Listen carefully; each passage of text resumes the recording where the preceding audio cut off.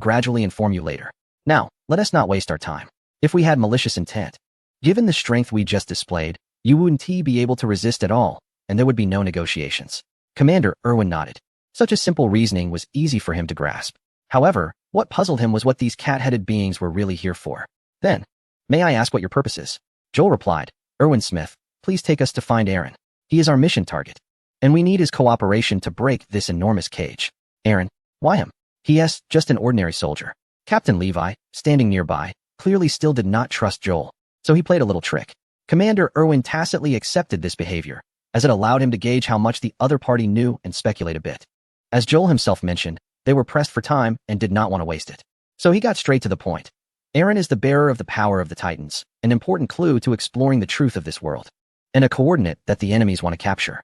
But for us, he is the key to changing the fate of the world, the key to breaking the time loop cage, and the hope of saving you all. What? Fate of the world? Time loop? And the hope of saving everyone? The group looked utterly confused and at a loss. However, before they could react, a violent tremor occurred within the walls of the Shiganshina district. From a distance, a massive titan, 60 meters tall, with no skin and emitting heat and smoke, seemed to be causing widespread destruction within the walls. Joel paid no attention to the stunned crowd. Instead, he put on the Iron Rider helmet again, turned, and was pushed back into the cockpit by BT, leading his subordinates toward the walls. As he left, he only said, "You will understand later." Clank, clank, clank. Watching the mecha leave with heavy steps, Captain Levi leaned over and asked, Irwin, what do we do now? Should we trust them? Elvin pondered for a moment before responding to Levi. At least they mean no harm, and from our earlier conversation, it's clear they know the truth about this world. Just based on that, we cannot refuse. He then pulled the reins, turned the horse around, and commanded everyone loudly, everyone, return to the city walls and quickly support Aaron and Hank's team. The short distance of just a few blocks was covered in no time. When the Titan mechs climbed the walls, they saw the colossal giant wreaking havoc, causing massive destruction in the city's districts. The thick smoke, flames, and flying debris were overwhelming. Boss, I didn't feel it when watching the anime before, but being here in person is just as terrifying as the catastrophic biomonsters back then. Joel nodded as he listened to the communications. That's all in the past now.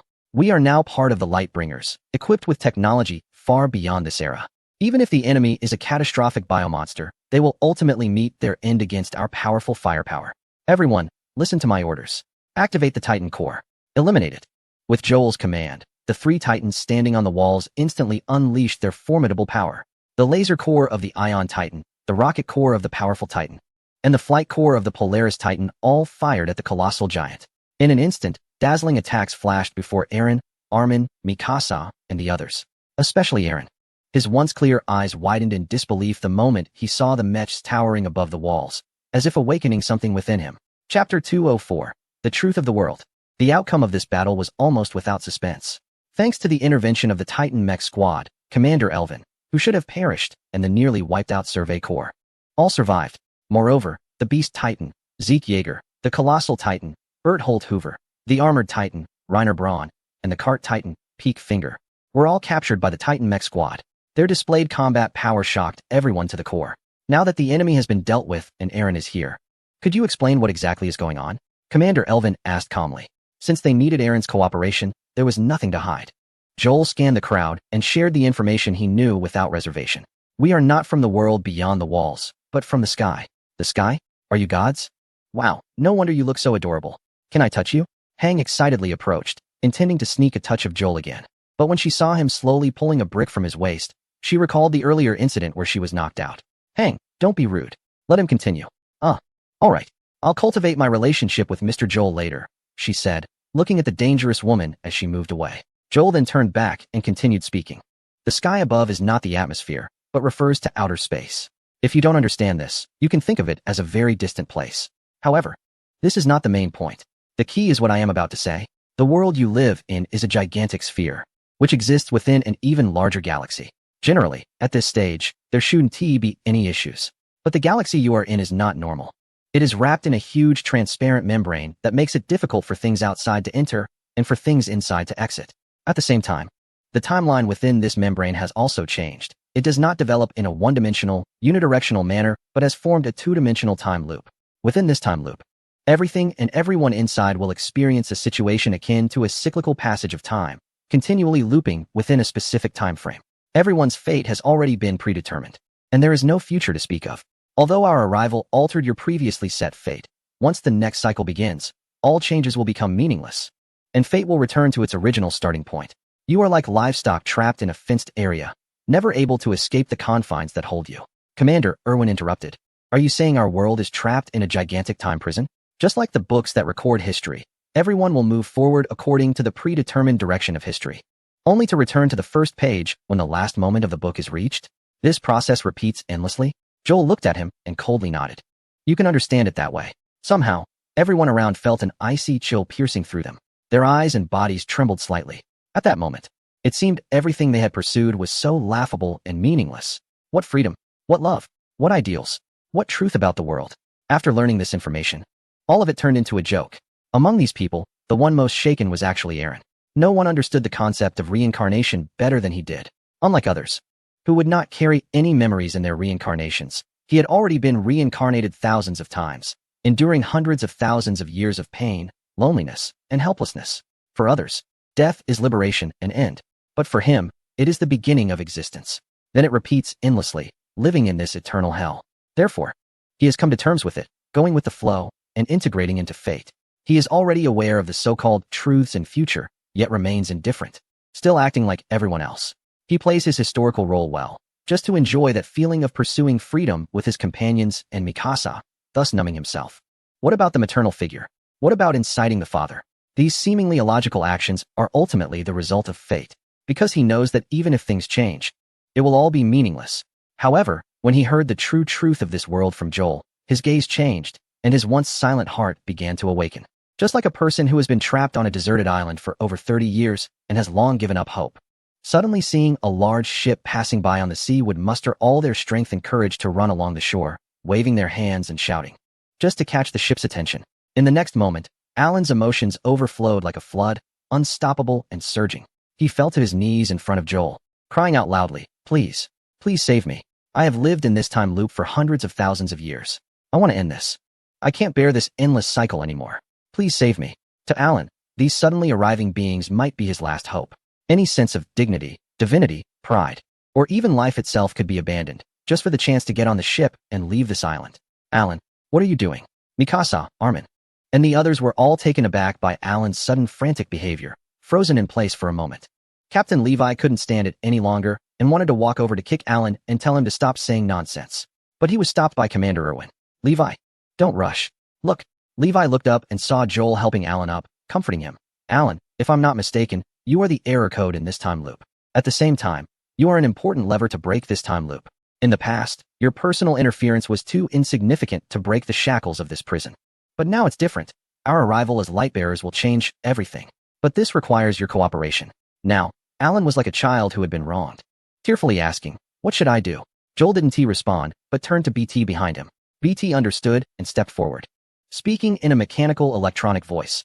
According to string theory and some existing physics research, there may be multiple hidden dimensions in the universe, not just the three-dimensional space we are familiar with. If we can utilize these extra dimensions to achieve jumps or traversals in time, it might be possible to break the closed loop of time. Everyone listened, puzzled and confused. Joel shot BT a glance and said impatiently, Speak plainly. BT blinked its adorable electronic eyes, reorganized its words, and continued.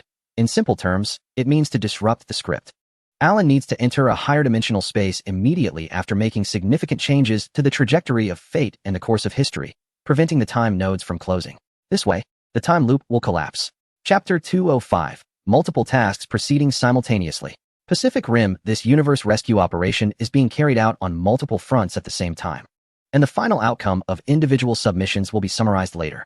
While Joel and his team, along with Alan and the members of the investigation corps, are meticulously planning and executing actions to liberate all of humanity, other rescue units of the Lightbringers are also launching special operations. Pacific Rim is a science fiction monster film released in 2013, inspired by a real story that was captured by director Guillermo del Toro. The story primarily revolves around a breakthrough point deep in the ocean of the Pacific Rim, which connects to another world, possibly a civilization with advanced biological technology that has opened a wormhole-like passage to invade Earth. In order to invade Earth, this alien civilization's first step is to alter Earth's ecological environment, as the planet's conditions are not suitable for their survival. The environment they require is, however, filled with radiation, corrosion, and severe pollution for humans. Thus, giant monsters, modified by biotechnology, begin to arrive on Earth one after another through the breakthrough point, wreaking havoc on cities along the Pacific Rim coastline while continuously polluting and assimilating Earth's environment. Initially, humanity deployed a large number of troops and heavy firepower to encircle and eliminate the giant monsters, and the results were quite effective. However, humans later discovered that the blood and tissues splattered from the giant monsters killed by heavy artillery would cause enormous pollution to the surrounding environment, which is difficult to remedy. Using nuclear weapons might eliminate the giant monsters, but the collateral damage would be significant. Consequently, most of humanity's military attempts to stop the giant monsters ultimately failed. In desperation, humans invented their own giant monsters, known as Jaeger pilots, preparing to engage in effective hand-to-hand combat with the monsters to maintain the maximum integrity of the giant monsters' corpses, thus avoiding large-scale pollution from the splattered blood and tissues, and ultimately controlling losses within an effective range. These giant mechs, born to combat the monsters, stand about 100 meters tall and are operated in sync by two pilots connected through floating neurons. Taking the third-generation mech, the Dangerous Wanderer, as an example: height, 79 meters. Weight, 1980 tons. Energy core, Arc Reactor 9. Operating system, Blue Star Fire 41. Its head cockpit can detach from the body to prevent radiation contamination. The chest houses a 12-9 nuclear turbine engine powered by nuclear energy, and it can also eject high-temperature nuclear waste to burn the monsters. The knee joints are equipped with 98 BD super torque actuators, with each muscle equipped with 40 engines to enhance the mech's mobility. The legs are fitted with 10 TK gyroscopic stabilizers to correct the center of gravity, ensuring the mech's balance. The ankles have 0.8 FS seawater cooling outlets with built-in activated carbon to filter seawater, ensuring stability during disasters. The hands are equipped with I-19 plasma cannons, capable of firing misty-charged plasma particles that can penetrate the monster's skin and muscle, burning their internal organs to prevent toxic blood from leaking and polluting the environment. The elbow is equipped with a rocket propulsion device, which can enhance the punching speed of the mech and increase damage to monsters. The armpit is fitted with a dry ice jet nozzle that can spray vaporized dry ice to freeze monsters. The arms can extend to reveal GD6 chainsaw swords, which can be deployed and locked in place for slashing monsters. The emergence of mech hunters has undoubtedly brought significant victories for humanity. However, this good fortune did not last long, as the levels and strengths of giant monsters increased and their frequency of appearance accelerated. This led to the once formidable and celebrated mech warriors beginning to struggle. Ultimately, the hard-won situation for humanity gradually reverted to what it was before. Now, the story has reached the defense of the city. Level 4 monsters, the tailed rat and the spiked turtle, are about to land, and the Storm Crimson, Chernobyl Alpha, the 5th-generation mech Eureka Raider, along with the protagonist's mech, the Dangerous Wanderer, will engage in battle here. Warning: anomaly detected at the breakthrough point, with a quantity of 2 and an expansion index indicating level 4. Following the urgent surveillance alarm from the last mech hunter base located in the city, everyone began to panic and hurriedly prepare for action. Soon, these 2 level 4 giant beasts were named the Tailed Rat and the Spiked Turtle. Expected to arrive in 1 hour, orders were immediately issued to evacuate the city, close bridges, and urge all citizens to enter shelters as quickly as possible. Meanwhile, the Storm Crimson and Chernobyl Alpha were tasked with the front line at the port, responsible for holding the 16-kilometer red line. The Eureka Raider would defend the coastline behind them. For humanity, this battle is undoubtedly perilous. It is the first time that 2 level 4 monsters have attacked simultaneously, confirming the scientists' predictions. As time passes, the breakthrough point will accommodate an increasing number and strength of monsters. If this battle is lost, resulting in the destruction of the last base of the mech hunters, humanity may face defeat. At all costs, hold the line. Listening to the commands relayed by the commander, all the mech pilots wore fierce expressions, ready to face death without fear. Today, the city is experiencing torrential rain, accompanied by thunder and lightning, setting a solemn and dramatic backdrop for the battle.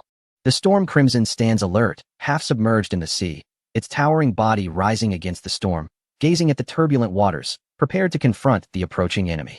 However, a strong killing intent is drawing closer, lurking beneath the surface of the sea. Suddenly, the water erupts violently, and a massive monster leaps from the waves, letting out a deafening roar directed at the Storm Crimson. Upon spotting it, the Storm Crimson immediately intends to launch an attack, but the giant monster swiftly turns, its agile tail slapping against the Storm Crimson's waist. With a loud bang, the Storm Red was sent flying by a powerful force. However, it quickly got back up and revealed its trump card, 3 arms simultaneously spinning with gear blades. In the next moment, the battle erupted. The tail-standing rat lunged forward, aiming to take down the Storm Red, but the Storm Red immediately swung its spinning blade arms, continuously slicing into the monster's body, causing it to scream in pain. However, the defense and endurance of a level 4 monster had significantly improved. After enduring several strikes, it found an opportunity and suddenly grabbed the Storm Red's arms, attempting to suppress it with brute force. But the Storm Red reacted quickly, swiftly activating the thrusters on its back. Then, using a clever maneuver, it propelled itself into the air, aided by the red jet flames, directly flying above the tail-standing rat's head. Following this, it executed a 180-degree rotation at the waist, rolling down to the other side. Using its inertia and weight, it performed a shoulder throw on the tail-standing rat, sending it flying and creating massive waves on the distant sea. Just as the tail-standing rat got back on its feet, it heard a rumbling stomp behind it. Turning around, it saw the Cherno Alpha rushing through the waves, delivering a powerful elbow strike. Boom! It struck the tail-standing rat's head. The creature staggered, nearly losing its balance. However, the Cherno Alpha quickly pressed the tail-standing rat's head underwater, delivering a relentless series of Russian-style heavy punches. Yet, a level 4 monster is still a level 4 monster. After feeling the pain, it executed a sweeping tail attack, sending the Cherno Alpha flying. As the Storm Red was about to assist, it was swiftly caught by a monster's tail, which acted like a locking claw, gripping the cockpit tightly. If nothing changed, the three brothers piloting the Storm Red would face a fate similar to that in the movies, crushed along with the cockpit by this locking claw. It was clear that the surrounding protective armor was deforming, emitting a piercing, creaking sound. At the same time, pipelines were exposed, and alarms were blaring. Just as the cockpit was about to be crushed, a massive object suddenly fell from the sky, crashing down with a loud bang. Not only did it smash the tail-standing rat's body, but it also pierced a giant sword through its head. All the spectators widened their eyes, captivated by the scene. At that moment, the earth trembled like a heartbeat. The echo of thunder was like the scythe of death, chilling to the bone. Even from miles away, one could see it towering into the clouds. Blast the treacherous, eradicate the other races. Cleanse the filth, reflect upon oneself. The Emperor of Efficacy, may death bring peace. On the day of the divine machinery's arrival, the heretics shall meet their end. Boom, boom, boom. Accompanied by the sound of crashing, towering Imperial Titans descended onto the battlefield. Chapter 206, you all know how to show off. Commander Chong Wei, stationed on the Huberian, was sipping the coffee brewed by his assistant while seriously reviewing the reports sent back by various troops. In the world of Attack on Titan, Joel's Titan mech squad united with Eren, triggering the rumbling to intimidate all nations outside of Parity Island and demanding the release of all Eldians who were enslaved, controlled, or treated as second-class citizens. The Marley government pretended to comply, superficially promising to completely eliminate and disband the Eldian internment zones by the end of the year and return all Eldians to Parity Island.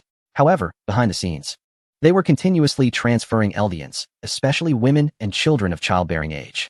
When Eren activated the power of the founding Titan and informed all Eldian compatriots that they would be saved, the women and children began to plot their resistance and escape upon learning that they would be secretly relocated by the Marley government. Later, at a train transfer station called Wulong Villa, many Eldian women and children jumped off the train and scattered in all directions, resulting in hundreds being shot by Marley soldiers, with only a few managing to escape. Upon hearing this news, the pent-up rage that Eren had harbored for over 100,000 years erupted like a volcano. Following the original trajectory, he unleashed the rumbling against Marley. As the world's united naval fleet was annihilated, the army disintegrated, and several military port cities were destroyed. Eren's frenzied outburst was finally stopped by Joel and the others.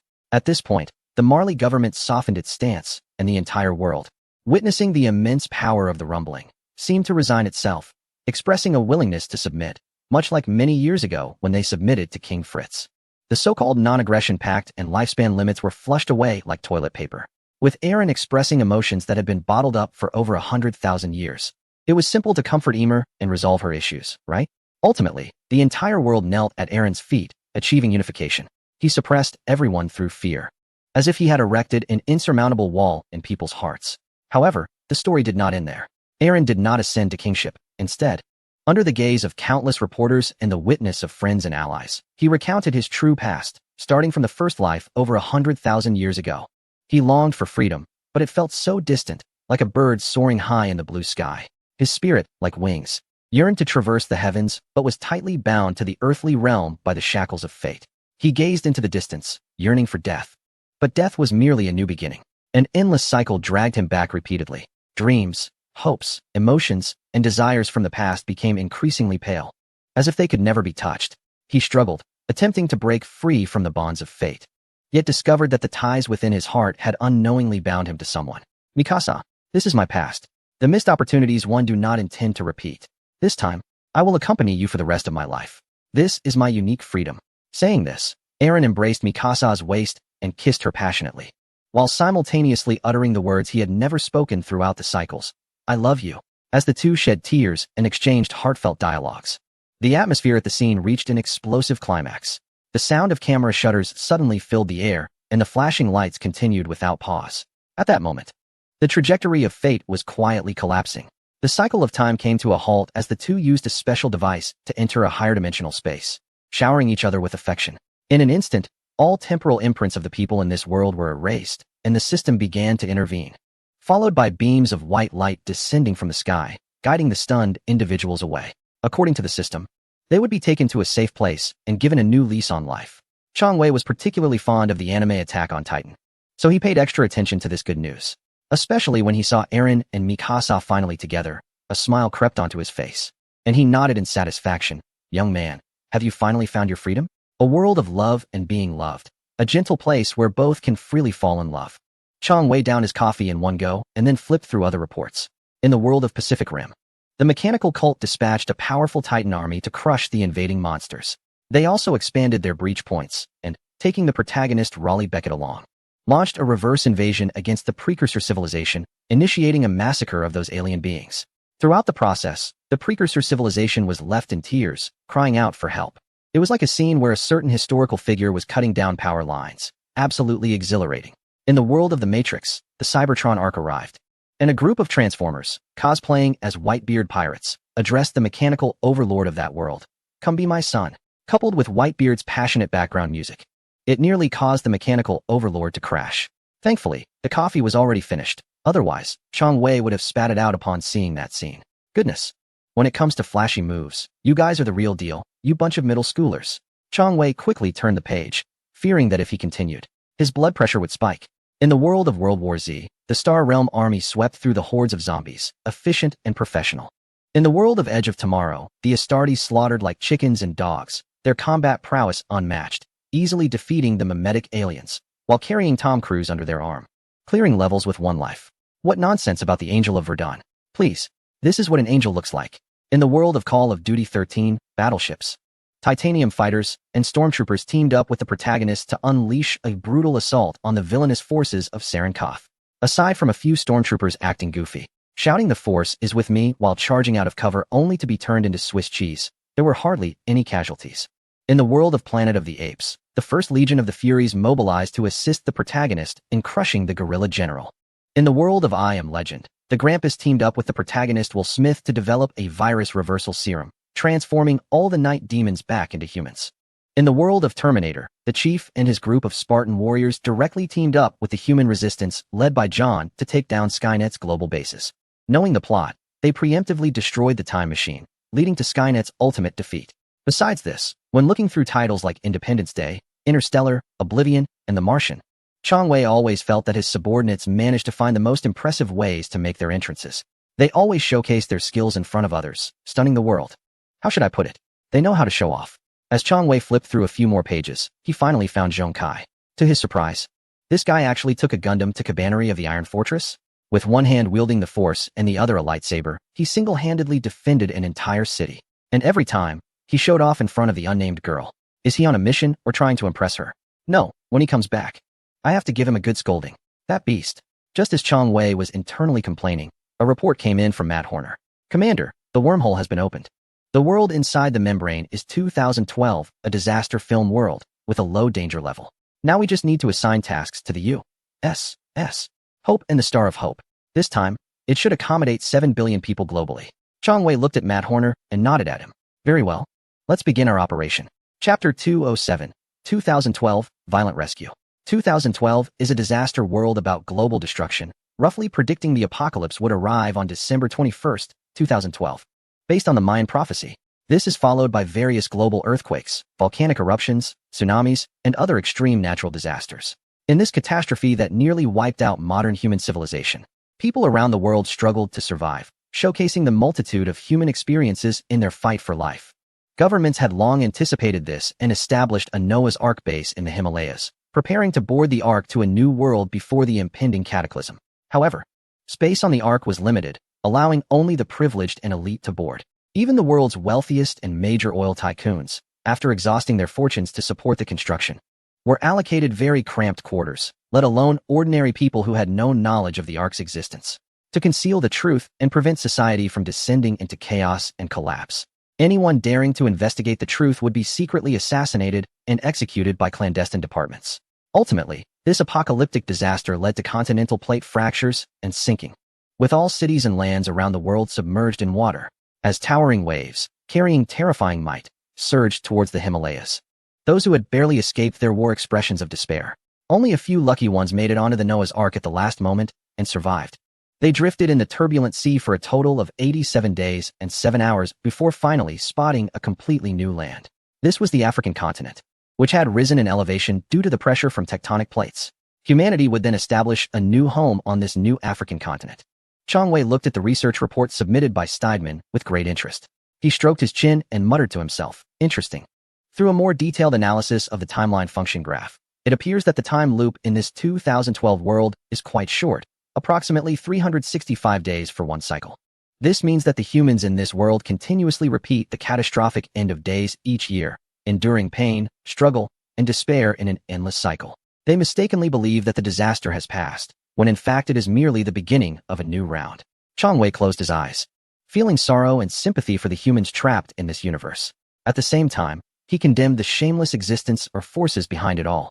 A few seconds later, Chang Wei opened his eyes again and asked Matt Horner, "What is the current plot of this world?"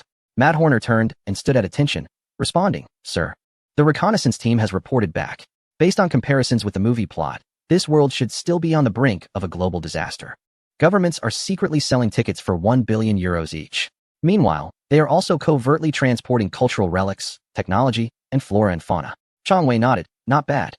At least the disaster hasn't started yet, and we can save more people. Moreover, the situation in this world is special, even if we involve the main character. It will be hard to change too much." He paused for half a second, glancing at the task recorder on the command screen. It showed over 800 rescue teams, each with their task progress nearing 90, almost at the end. This means that the chances of being discovered by unknown forces are now very high. If we're not careful, we might expose ourselves. Instead of dragging things out, it's better to swiftly move to the final phase. Relay my orders. All light chasers speed up their tasks and aim to complete everything within 3 days.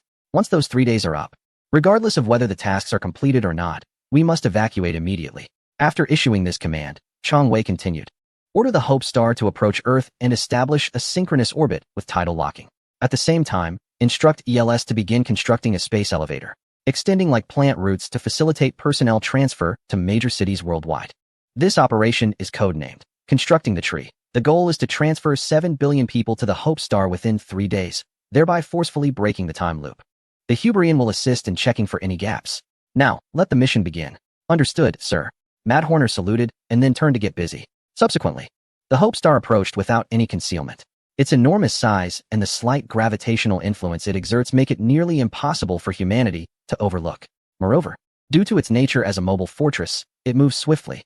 With precise calculations, it can establish a relatively stable gravitational balance with Earth, preventing various forms of destruction on the planet. When humans on Earth suddenly discover a massive celestial body in space comparable to their own planet, they are filled with shock and fear. They gaze at this unprecedented sight in the night sky, their minds overwhelmed with endless questions and unease. For a moment, the entire planet seems to be shaken by this astonishing phenomenon, with news reports, live broadcasts, prayers, and frantic shouts pouring in from all directions. As people converse, their words are filled with surprise and confusion. What is happening? Where did this celestial body come from? How big is it? Will we be affected? Each voice is laced with anxiety and doubt as they search for answers, only to realize how little they know. Government hotlines are overwhelmed with calls from those seeking the truth, but no one answers. At this moment, the appearance of this enormous object has left politicians and scientists from various nations troubled and worried. What could it mean? Could the end of the world predicted by ancient prophecies be caused not by events on Earth, but by a collision with a celestial body? If so, is there any escape? Were all previous preparations in vain? At this moment, everyone is filled with inner conflict. The fear of the unknown brings unease. Yet at the same time, there is a profound sense of pessimism and despair regarding the potential collapse of civilization and the arrival of doom. People cannot comprehend where this celestial body originated or what impact it might have on Earth. It has appeared so rapidly that humanity has not been given sufficient warning time. This must be the will of a higher power. It is a sign that humanity is guilty. So, let us abandon resistance. Let destruction cleanse our sins. A believer, holding a Bible high, praises loudly, his expression devout and his actions frenzied, instantly drawing countless gazes. But in the next moment, a global broadcast delivers a harsh reality check. Who is calling the fleet? Is it a higher power? Chapter 208. Volcanic eruptions. Suddenly, a colossal steel ship appears above a prominent government building. A scene so imposing that everyone below is rendered speechless. After delivering a dramatic introduction, the speaker sends out a global announcement. The content of the announcement is as follows. We are the benevolent forces of the universe. You may refer to us as the Lightbringers. We have discovered that your world is on the brink of an apocalypse, and in the spirit of justice, compassion, and morality, we have decided to intervene and save you. Your planet is expected to experience large-scale natural disasters within approximately 28 hours. At that time, volcanic eruptions, tectonic plate fractures, and frequent earthquakes would trigger tsunamis that could engulf 99% of the world's land. Your government actually became aware of this truth as early as 2009 and established a base in the Himalayas to construct an ark. However, this plan is destined to save only a very small portion of people, approximately around 450,000. Even if the ark is overloaded, it can only accommodate up to 700,000 at most. The remaining 999 people worldwide will perish. Please do not panic. The arrival of us, the light bearers, is to address this matter. Please trust us and follow our instructions, and everyone will survive. Time is precious. Now, let all of humanity head towards the nearest city.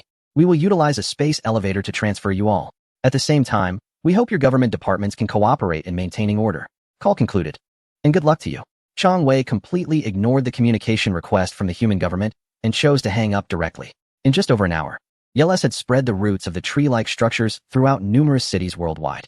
They descended like towering skyscrapers from the sky, embedding themselves into the ground on uninhabited land.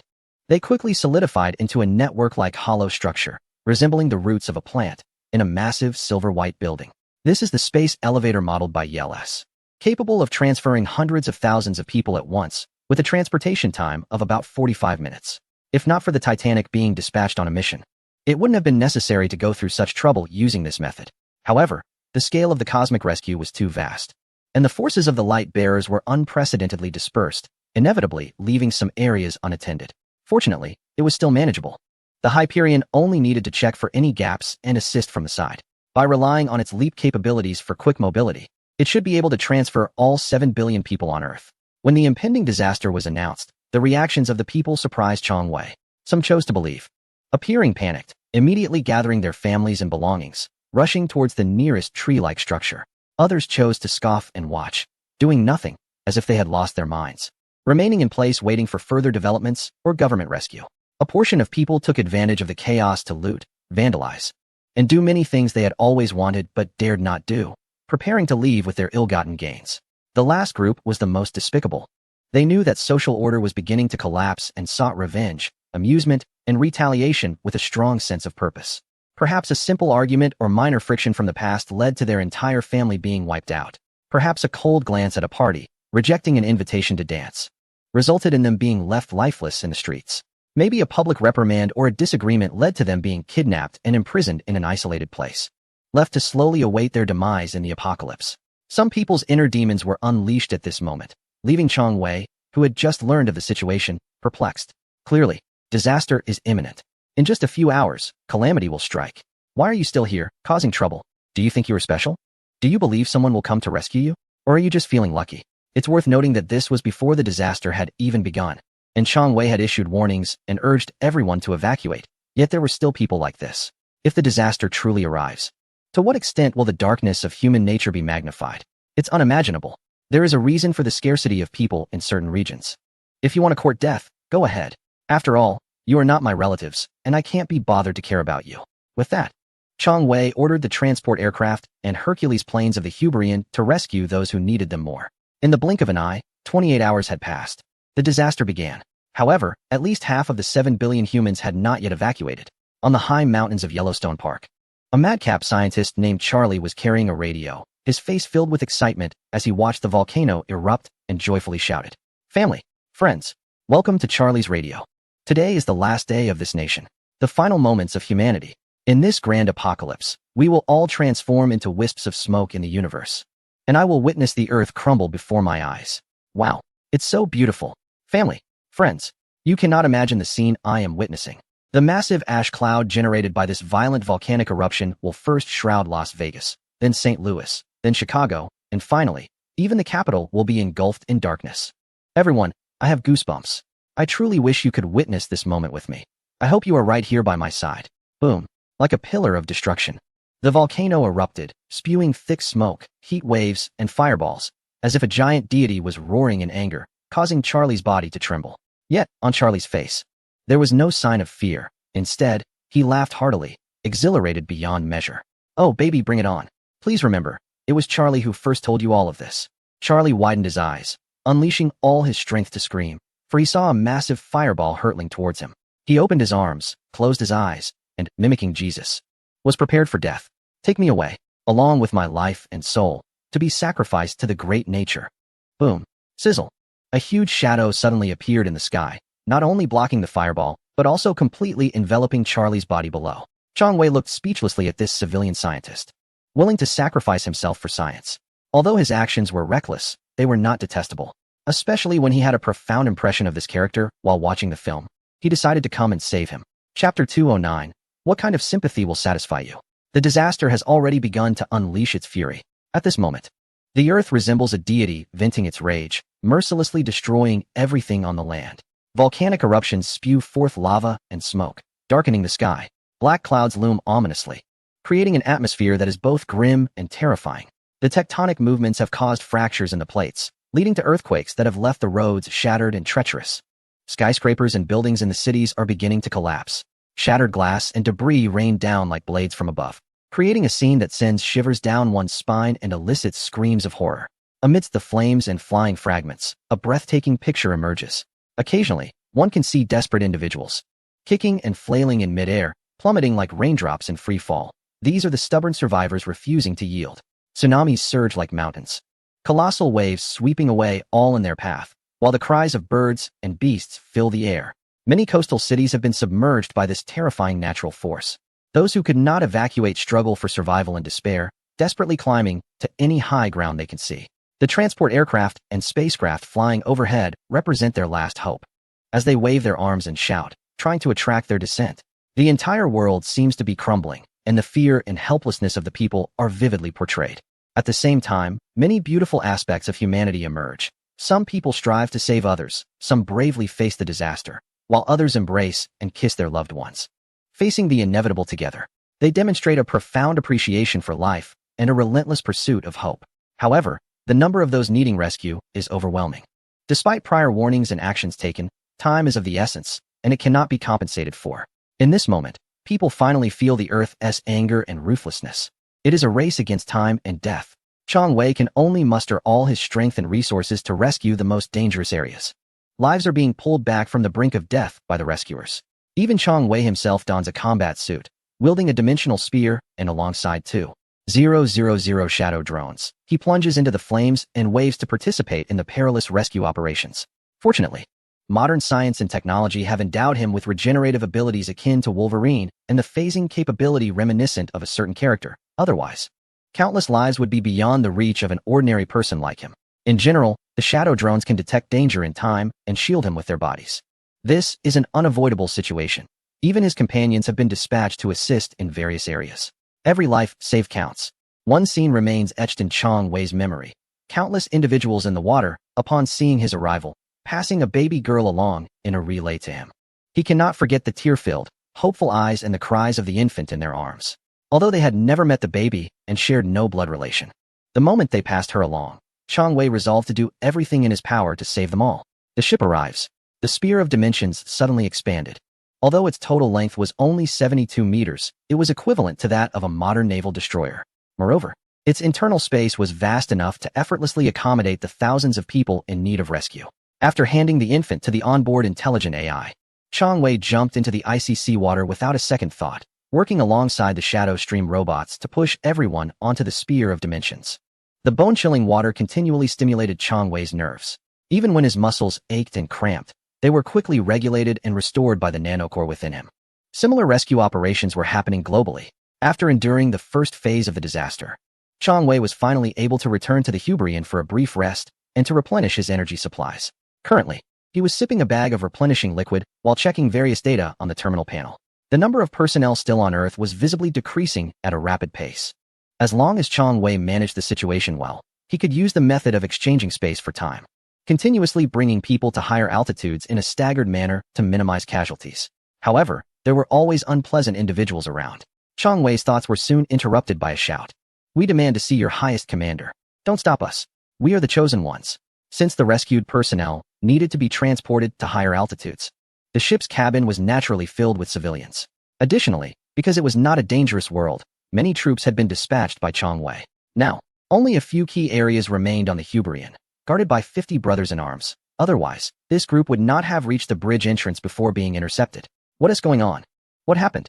Matt Horner communicated with the guard captain and then reported back, "There is a group of civilians who hope for our sympathy and assistance, asking us to arrange a place for them to stay. They believe the ship is safer and do not want to disembark and face that disaster again." Chang Wei was puzzled. "They want to temporarily stay on the Hubrian?" Matt Horner nodded. "Yes, they hope that you, Commander, can allocate half of the soldiers' quarters for their accommodation. They also said, 'The disaster has destroyed our families and homes. Please do not destroy our hope.'" Chang Wei almost laughed in anger. Everyone was in the same situation. Why should they play special? Did they really think of themselves as the chosen ones?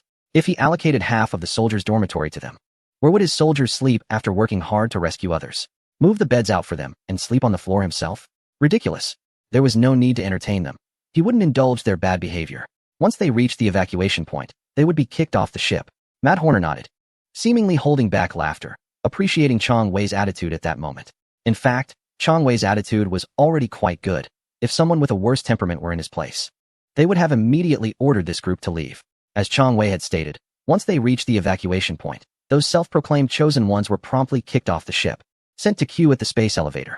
However, Chang Wei's actions have provoked extreme dissatisfaction among certain individuals.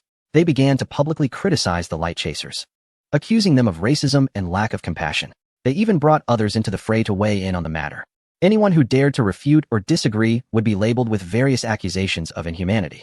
At that moment, Chang Wei was entrusting a baby girl to a European family willing to take her in. When he turned around, he was shocked to hear someone speaking ill of the light chasers behind him. Thinking of his efforts, Chang Wei felt anger rising within him and rushed over to confront the person. The other party, unaware of Chang Wei's identity and not seeing him in any powered armor, assumed he was just an ordinary Chinese person and boldly said, "Are we wrong in what we say? Our nation suffered greatly during World War II. The whole world should sympathize with us." Chang Wei, rolling up his sleeves, replied with a smile, "This is an apocalyptic disaster. Everyone has lost their homes and families. Who does not deserve sympathy?" The person countered by pulling out a Bible, saying, "We are different. We are the chosen people of God, selected by Him. This is what we deserve. Don't you have any compassion?" Noticing the situation escalating, several white soldiers maintaining order approached, guns in hand, glaring at Chang Wei, clearly siding with the other individuals. Many Europeans around were silently watching, angry but afraid to speak out. "Good. Very good," Chang Wei said, pursing his lips and nodding emphatically, signaling his guards not to intervene. When dealing with such people, simply beating them into submission would only lead to a worse outcome. It is only by using historical facts as weapons that one can effectively confront their shamelessness. During World War II, your people were unconditionally sheltered by us, with over 50,000 of you taken in. Yet your way of repaying that kindness was to collude with others and attempt to establish your own nation in the Northeast, which became the infamous pufferfish plan. Fortunately, this plan ultimately failed. Your most skilled tricks did not succeed here. As early as the Song dynasty, you entered the eastern lands as a wandering people, proliferating and enjoying the riches of that era. However, after the fall of the Song dynasty, a merchant from your group used private soldiers to massacre citizens of the southern Song, using the corpses as a token of allegiance to the Yuan army. Then there was the Opium War, where you sought profit by selling opium to us, causing tremendous harm. Yet we have never made things difficult for you, because we had already started accepting moral education 3,000 years ago. The Book of Documents is the oldest existing classic of ours, written in the 10th century BC. At that time, you were likely just expelled from your so-called homeland, starting a life of wandering. If you are well-versed in your past, you should remember how the camel sheltered you, and how your repeated betrayals led to your massacre and expulsion by the pharaoh. Ancient Rome offered you refuge, even establishing a designated province for your people. Yet you seized the moment during King Trajan's Eastern campaign, when the nation's defenses were weakened, to launch a rebellion. After overpowering the few remaining guards, you mercilessly slaughtered civilians, even going so far as to flay victims for clothing, consume their flesh, and feed their corpses to beasts. In Cyprus, Salamis, and Libya, a total of 220,000 innocent lives were brutally taken. Ironically, despite such savagery toward civilians, it only took the return of 2 legions under Trajan to crush your uprising. Enraged Roman legions pursued you from Mesopotamia along the eastern Mediterranean coast all the way to a desert region. Thinking you might have learned your lesson, you rebelled again, this time turning your blades against Christian believers, leading to the massacre of many faithful civilians. Unfortunately for you, you encountered one of Rome's most astute rulers, Hadrian. Mobilizing 120,000 troops, he orchestrated a devastating retaliation, learning from past oversights by dissolving your designated province and dispersing your people. From that point on, you embarked on a nomadic existence across the world. Over millennia, you have faced countless persecutions and expulsions, with numerous nations offering sympathy, only to be repaid with repeated betrayals. You persistently cling to an arrogant belief in being a chosen people, superior to others, never reflecting on or learning from historical lessons. Your culture inherently carries elements of destruction, vilification, exclusion, and hostility toward other ethnicities. In 1947, arriving as refugees by boat to a land above the desert region, you were taken in by Europeans. Eventually, that territory became your so-called promised land. For years, you have ceaselessly slaughtered the very people who offered you shelter, creating what is now the largest open-air prison in history. How much more global sympathy would it take to satisfy you? As the narrative concluded, a wave of applause erupted around, while those targeted grew furious and indignant. They immediately turned to the nearby soldiers of European descent, accusing, "He's racist. He's committing crimes against humanity. Arrest him." The soldiers nodded, completely disregarding the facts, and raised their rifles, advancing toward Changwei. Chapter 210. The final evacuation time. Seeing the few soldiers maintaining order aim their guns at him and approach, Changwei couldn't help but laugh. "Hey, what are you laughing at? You're in serious trouble. You're under arrest for suspected racial discrimination, endangering public safety, and spreading inhumane information. If you dare resist, we have the authority to shoot you on the spot." One of them pressed the cold barrel of his gun against Changwei's head, adopting an aggressive stance to force him to his knees. Meanwhile, another moved behind him, ready to clamp a pair of silver handcuffs on his wrists. If Changwei were to push back, dodge, or refuse to cooperate, they would use it as a pretext to open fire, making an example of him. After all, in what they perceived as an apocalyptic scenario, shooting a person of Asian descent would hardly raise any significant issues. It's worth noting that this world was still in the year 2012, a time when a certain Eastern nation was just beginning its rise. The Western societies, predominantly led by a certain ethnic group, are permeated with an ingrained sense of superiority from within and without, still displaying arrogance and prejudice towards other races and weaker nations. Under normal circumstances, they might put on a facade of civility, preaching benevolence, democracy, compassion, and morality to save face. But now, in this collapse of legal order, when someone dares to challenge and provoke them, it's time to show some consequences. Changwei's gaze turned icy, his smile unsettling. The 4 invisible ghost agents surrounding him had already aimed their firearms at the soldiers from that ethnic group, ready to execute them with a single command from Changwei. Just as they were about to handcuff him, he smirked sinisterly and uttered a baffling phrase. "I don't eat beef." "What? Not eating beef? Are you a person of color? Trying to impersonate someone else?" Too late. Bang, bang, bang, bang. As soon as the soldiers finished speaking, 4 gunshots rang out, and their heads exploded like watermelons, splattering blood across Changwei's face. The gruesome scene immediately triggered screams from the civilians waiting in line. At that moment, the covert security team, which had been observing and ready to intervene, swiftly surrounded the area as if receiving an order, wiping the blood from his face. Changwei approached the so-called chosen ones like a malevolent spirit emerging from a pile of corpses. Even the dullest among them now realized that Changwei was no ordinary man, and fear began to grip them one by one. Watching their cowardly demeanor, Changwei laughed heartily. "I heard you earlier.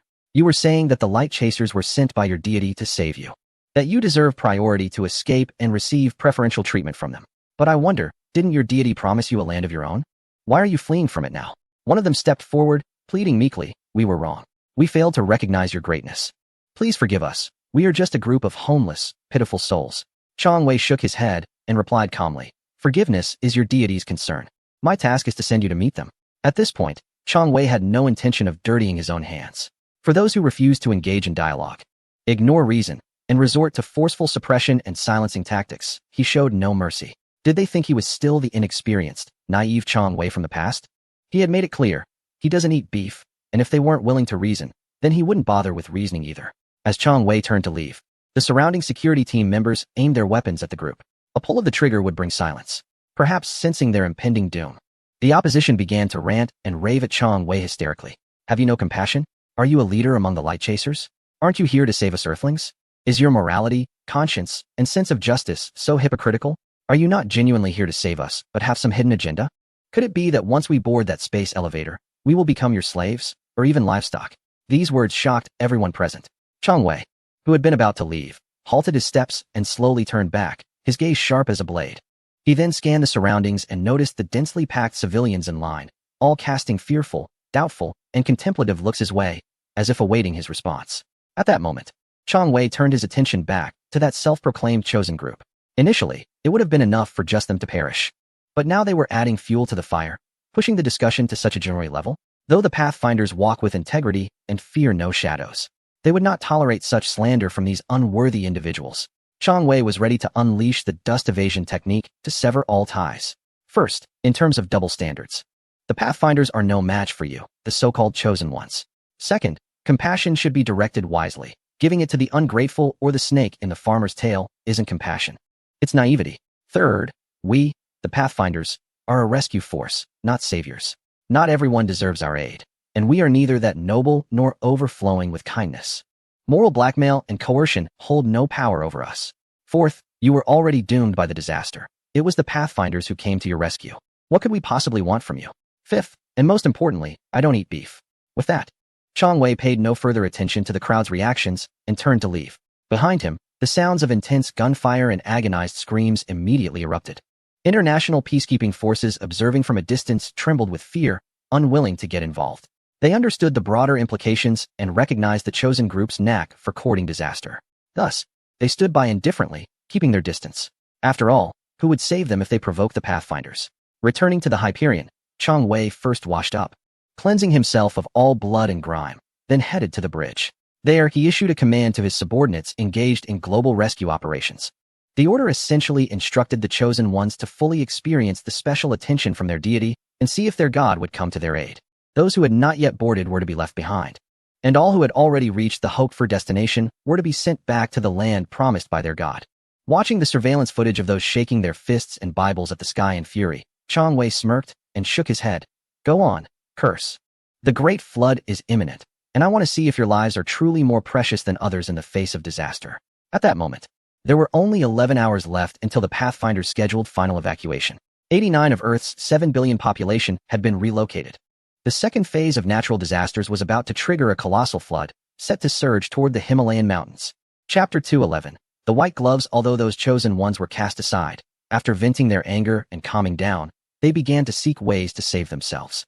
They prided themselves on being the smartest people in the world, yet at the critical moment of life and death, they failed to reflect on the lessons of history.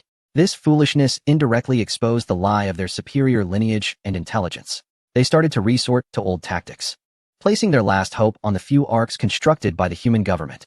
With crocodile tears, they cried out to board the ships. Witnessing such a tragic scene, politicians from various nations, spurred on by the Mothers of Mercy, finally voted to open the doors, seeing a glimmer of hope for survival. The chosen ones rushed forward in a frenzy, pushing and shoving, trampling over each other, resulting in numerous casualties. Many, including women and children, were tragically pushed off cliffs by the surging crowd. They knew that the space inside the ships was limited and could not accommodate more people. If they hesitated for even a moment, they would be left outside to await their doom. Would they allow women and children to board first? Please, go take a look at their culture and education. Selfishness and self-interest are ingrained in their very being. As of now, out of 6 arcs, only 4 have been completed. Each arc measures 460 meters in length, 680 meters in width, and 710 meters in height, with a total tonnage of 28 million tons, capable of carrying 150,000 people, along with over 100,000 species of animals and plants, and includes all life support supplies needed for 10 years, as well as more than 20 pieces of equipment for ecological restoration, and over 10,000 various transportation tools. These arcs are not spaceships, but rather mother submarines designed for long-term navigation in the ocean. The original plan of the human government was to use the arcs to survive this apocalyptic disaster until the solar activity ceased, the tectonic plates stabilized, and the floods receded to rebuild their homes. As Chang Wei glanced at the situation, he couldn't help but shake his head and scoff. You will soon pay for your foolishness. Just as if to confirm Chang Wei's prophecy, one of the arcs, overwhelmed by the number of chosen ones it had taken in, eventually erupted into chaos.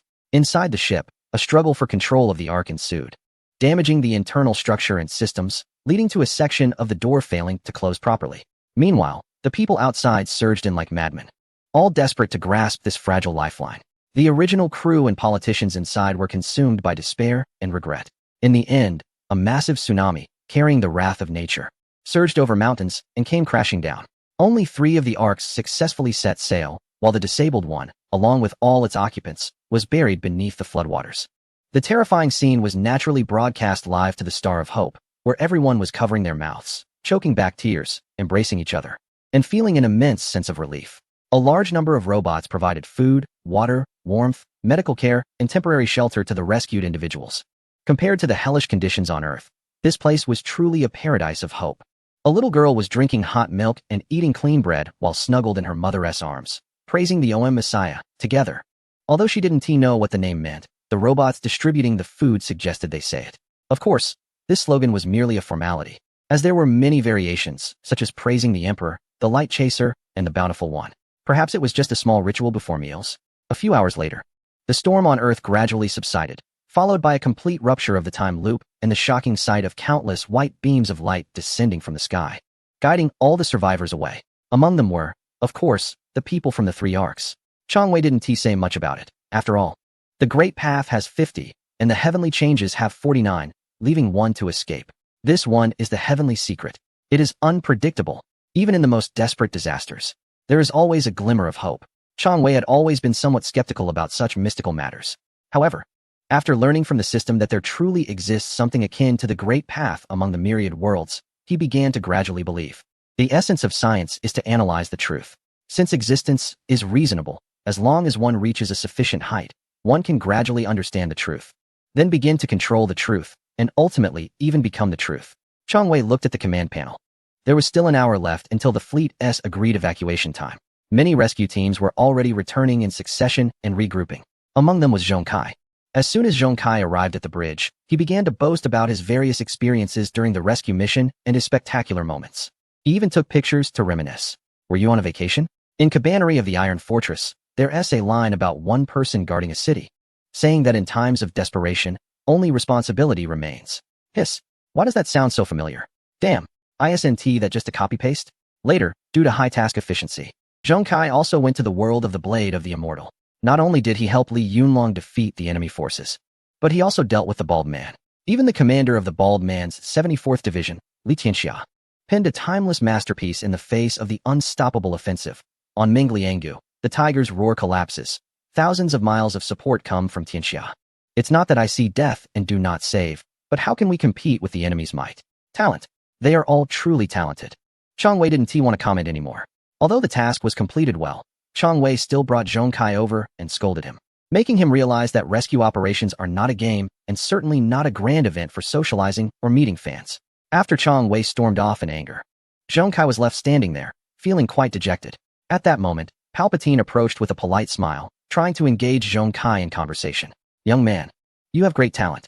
However, the various rules and regulations of the fleet limit your extraordinary abilities.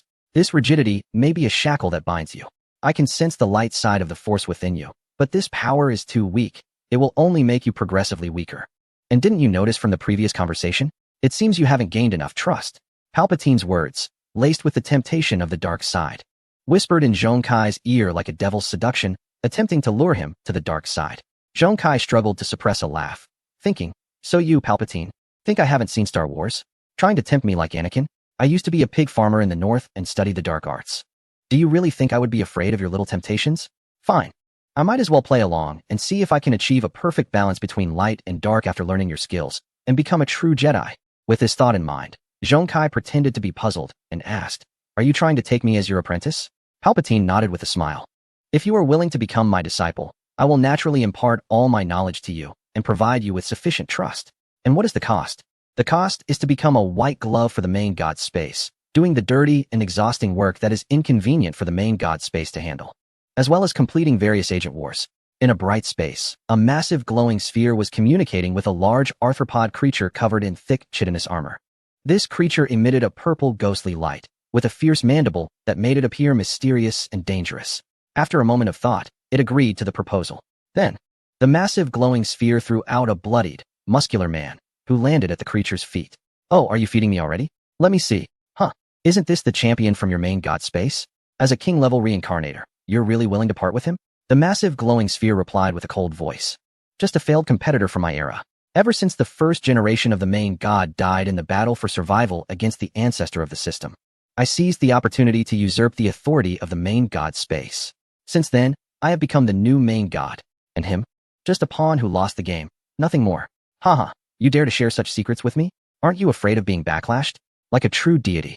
The massive glowing sphere looked down on all beings, speaking with indifference. Speak to me of such matters when you have achieved supreme existence, insect. The monster dared not refute, but instead cast a deep glance at the massive glowing sphere. It then grabbed the king of fists from the ground with its claws and began to devour it, just as the creature was indulging. The enormous luminous sphere suddenly sensed something was amiss. Its gaze seemed to transcend countless cosmic barriers, focusing on a particular direction. The breeding universe No. 003 appeared to be invaded by rodents. Moreover, this method of concealment and transportation was characteristic of a certain system. The thought of that terrifying progenitor from the system and the brutal war between the two forces that had lasted for a long time made the giant light sphere refrain from any thoughts of confrontation.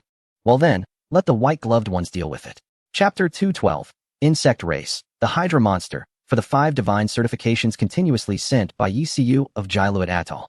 This is the first update of the day. The author has limited energy, so please be patient.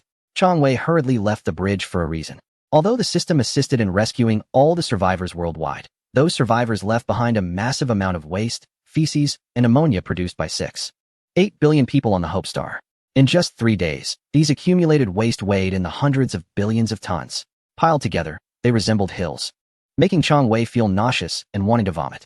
It should be noted that Hope Star is a war star, a mobile fortress, not a survival planet. Therefore, it simply does not have such powerful processing capabilities. Moreover, with time being of the essence and a large number of people, the temporary placement measures were crude and simple. As a result, this waste and feces were stacked nearby, intending to decide later whether to process them gradually or directly eject them into space after the rescue mission concluded. Now, the originally crowded placement points resembled a deserted area, all in disarray, with various garbage and unidentified liquids scattered everywhere. The occasional delicious aroma wafting through made Chong Wei retreat repeatedly. Damn, it's turned into a public restroom? It seems it will take quite a bit of time to clean it all up. Chong Wei was already contemplating which lucky batch to pull from the fleet for sanitation duties. Don't ask why, just know that robots cleaning up lack soul. As Chong Wei pondered, a chilling alarm suddenly blared from the system. Warning, direct observation of a powerful danger detected. Please evacuate the host fleet immediately. What? Has it finally been discovered? Without hesitation, Chong Wei shouted at the system, hurry and take us away. The system was clearly not new to such covert actions. It had been fully prepared and, just as Chong Wei finished speaking, transformed the reassembled light chaser fleet into a beam of white light, vanishing from this part of the universe. Not long after the light chaser fleet departed, countless Hydra monsters appeared in this star domain. The Hydra monster was a type of giant titan unit from the insect race, possessing 9 heads, each capable of easily consuming a star the size of the sun, exhibiting immense strength and astonishing regeneration. If one of its heads were chopped off, it would immediately grow 2 more. The text involves biological technologies related to dimensional stratification, which are quite terrifying and shocking. It seems that their life core is hidden within some dimensional layers. If it cannot be found, it cannot be killed. The attacks you inflict will only increase the number of projections in 3-dimensional space. The prototype of the Hydra monster is a colossal creature known as Hydra, which in the myths of some worlds is referred to as a 9-headed serpent lurking in the sea. Here, the sea actually refers to the starry ocean. When Hydra swims through the starry ocean, it feeds on stars, which is undoubtedly a catastrophic disaster for some civilized star systems. If the civilization level of its location is below level 4, encountering Hydra means they can directly give up resistance, as it is an unbeatable existence for them. Therefore, Once many advanced civilizations discover Hydra, they will exert all efforts to encircle and hunt it down. As a result, it has been found that in many universes, Hydra has been exterminated to the point of extinction. However, there is one exception. Hydra captured by the insect race, after devouring and unraveling all its mysteries, will combine with the genes of the insect race, be rehatched, and become the terrifying giant titan biological unit known as the Hydra monster. Even the former strongest unit of the insect race, Leviathan, can only be considered inferior in the presence of the Hydra monster. At this moment, the Hydra monsters surrounding this star region are swinging their 9 massive heads, gazing around with their crimson eyes as if desperately searching for something. But no matter how they search, they cannot find the target they wish to discover. After a long time, a powerful mental wave reverberates through this star region. It seems they are a step too late, having fled quite quickly. However, it doesn't matter. Any interdimensional traversal will leave some traces, to some extent. Tracking prey, devouring their genes, materials, energy, talents, and characteristics to enable our infinite evolution is what we excel at. Thus, on a distant planet covered with a blanket of fungi and swarming insects, an unknown arthropod begins to excrete an egg the height of a person from its abdominal pouch. This egg is quickly placed into a nurturing pool by the pincers of the insect queen. Meanwhile, a large amount of hormones secreted from the queen's mouthparts is continuously injected into this egg. Under this dual stimulation, the egg begins to swell and develop rapidly. It resembles a massive tumor, as if something terrifying is being gestated inside. Soon, the flesh membrane of the egg begins to peel away layer by layer from the top. A white-haired girl, clad in a bony exoskeleton and neural bundles, slowly awakens from the mucus of the egg membrane. Immediately afterward, a deep, authoritative mental wave transmits. Pursue them. Insect of the law. Find them, and then devour them. The white-haired girl, with her slit pupils, does not speak but eerily splits her jawbone apart and extends a pair of jet-black, mucus-covered pincers, responding telepathically. As you command, Master. Chapter 213. You are the worst host I've ever trained. In the blink of an eye, the Illuminator's fleet returned to the Emer star system once again. Although this rescue mission was not perfect, it was more thrilling than dangerous. The main reason they completed the task smoothly and safely was the assistance and advice from the system. System, are there many universes of this type in the multiverse? Has your system dealt with quite a few already? Is that why you're so familiar with it? The system checked Chong Wei's permission level and responded, host permission insufficient. Chong Wei shrugged and continued helplessly. All right, let me rephrase. Where will the survivors you guided go? It can't be that your system also has a similar universe, right? If that's the case, it would mean pushing those people from one fire pit to another, which goes against the beliefs I've upheld with the Illuminators. Currently, Chong Wei knew very little about the situation of the system, and could only use this method to indirectly deduce the so-called truth bit by bit. This was a process that all system hosts in the multiverse would inevitably experience once their strength or vision reached a certain height. Then, the system coldly and mechanically responded, negative. All the survivors who were guided away will go to a place that is free, safe, and stable. There is no need for the host to worry about this or to delve deeper. Right now, there is another important matter that requires the host's personal decision. Chong Wei's gaze sharpened, not paying attention to the system's change of topic, but instead asked in confusion, what important matter? Ding. Host, the rescue mission is being settled. Settlement complete. The host has rescued a total of 846 humans from mirror worlds during this operation, breaking their time loops and freeing them from the breeding grounds established by unknown entities or forces. The host has obtained 78 million mission points and 120,000 fortune points. However, this rescue operation has triggered the attention of unknown entities or forces, and they may rely on the traces left behind when crossing cosmic barriers or directly deduce causality to locate the host's current universe and position. Therefore, the host must quickly decide whether to spend mission points or fortune points to erase and conceal this information. 1. To erase the traces left by cross-border traversal. It will cost 20 million mission points. 2. To conceal the causal lines and prevent tracing. It will cost 50 million mission points and 110,000 fortune points. In an instant, Chong Wei felt as if his brain had been drained, gasping in shock. It was clear that if such entities entered his universe, it would surely be doomed. Moreover, this was directly related to the survival of himself and the Illuminator's fleet. So, without much thought, Chong Wei immediately made a decision. Spend. Spend it all. Hurry and spend. At that moment, he couldn't care less about the mission points he had just acquired or inquire about what fortune points were. He spent all his resources in one go. Just as Chong Wei held his breath and waited for the result, a moment later, the system finally sent a reply. Ding. The task points and luck points have been deducted, leaving the host with 8,058 10,000 task points and 10,000 luck points. The potential crisis has been resolved.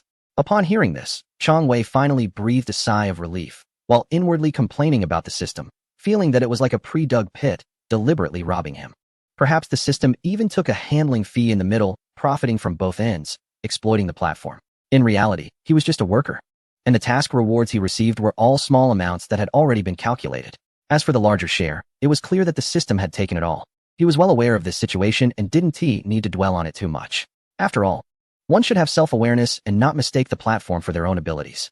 Everything Chang Wei had now came from the system. Once the system was gone, he would have nothing. Besides, he was not a chosen one, so he still felt a sense of gratitude.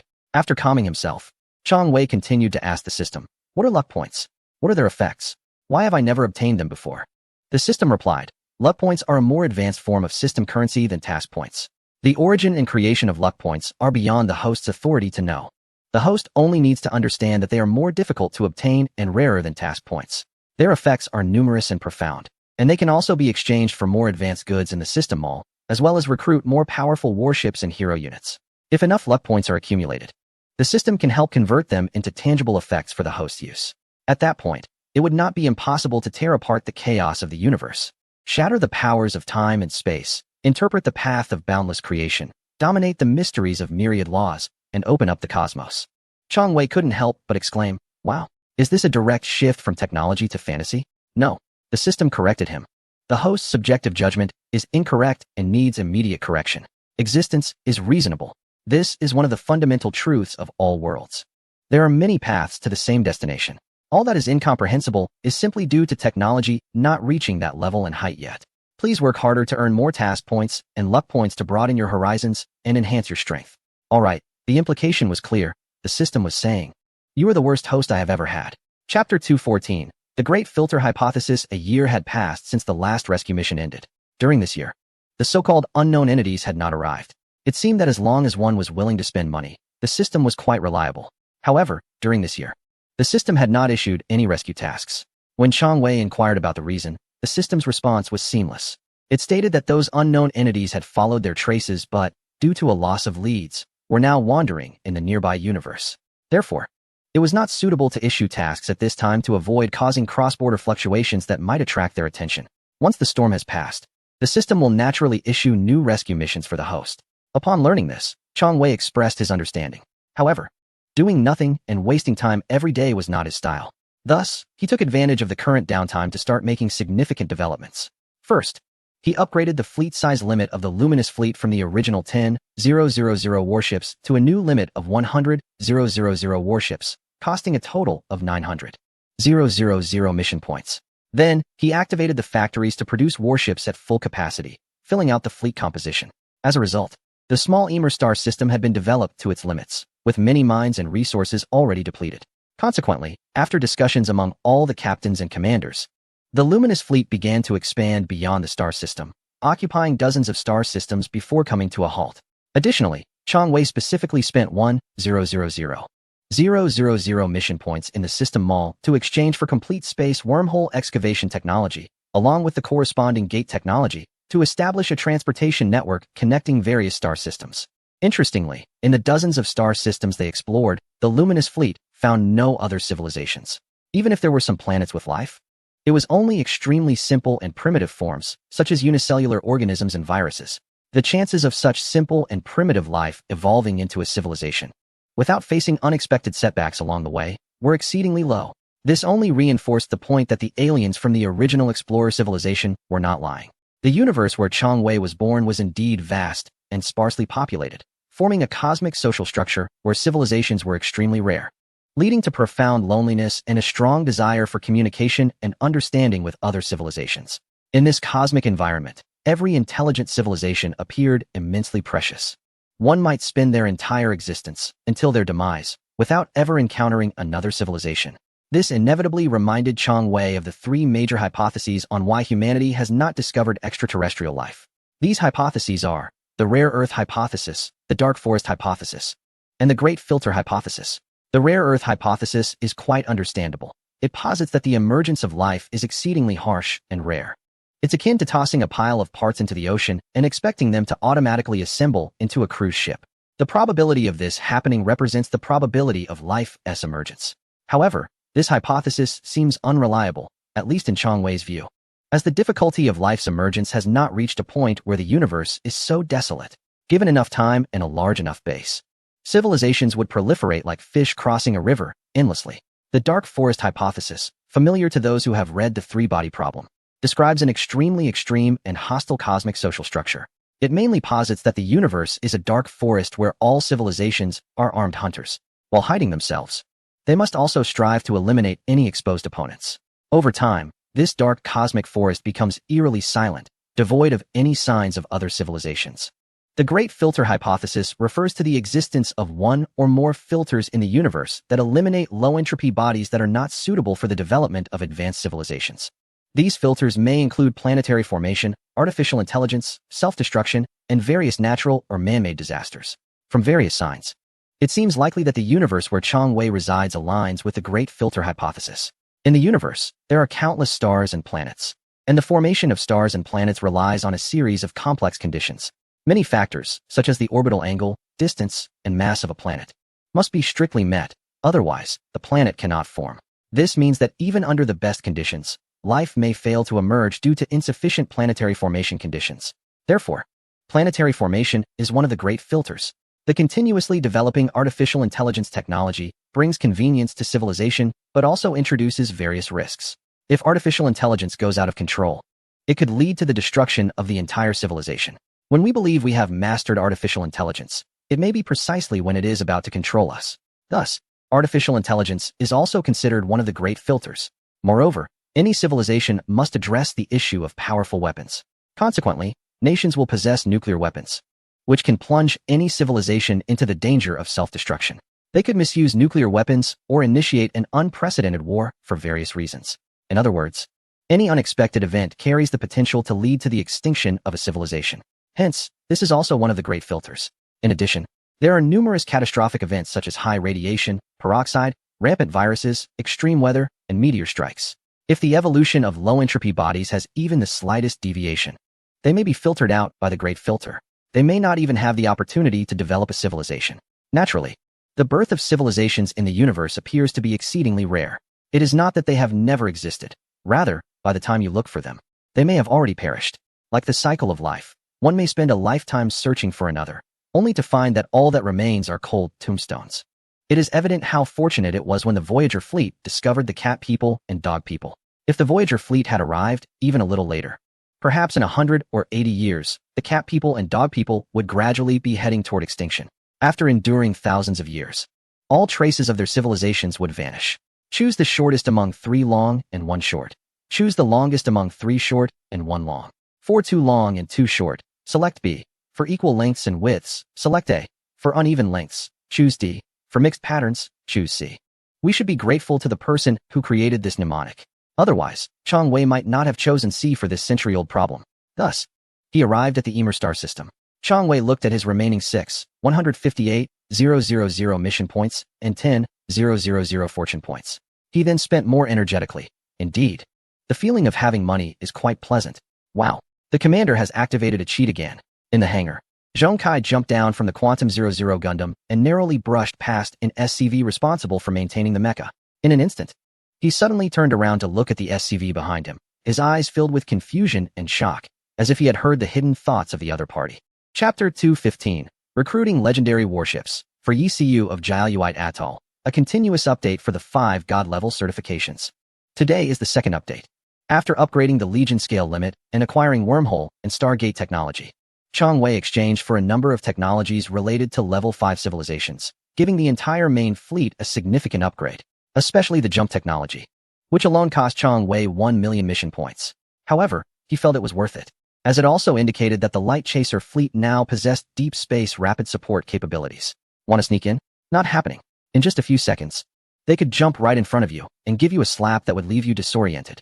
The only regret was that among the level 5 civilization technologies, he did not find the instant travel technology of the Explorer civilization that does not consume energy. Otherwise, the Hope Star would have been able to solve the issue of engine overload. However, Chang Wei considered other methods. He upgraded the Hope Star with a more powerful energy matrix core and a large number of space compression fields, thus improving its endurance. Previously, it would need to rest after 3 consecutive jumps. Now it could probably make 20 consecutive jumps before needing to rest.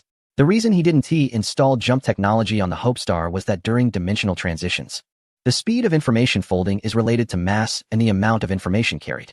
For ordinary warships, information folding takes about 1 second. Large warships take about 35 seconds. For a behemoth like the Mountain Array, which is nearly 3,000 kilometers long, the time to fold information reaches 1 minute and 15 seconds. According to scientists' estimates, if jump technology were installed on the Hope Star, due to its massive weight and the information it carries, a single jump could take an hour or even longer, making it not very cost-effective.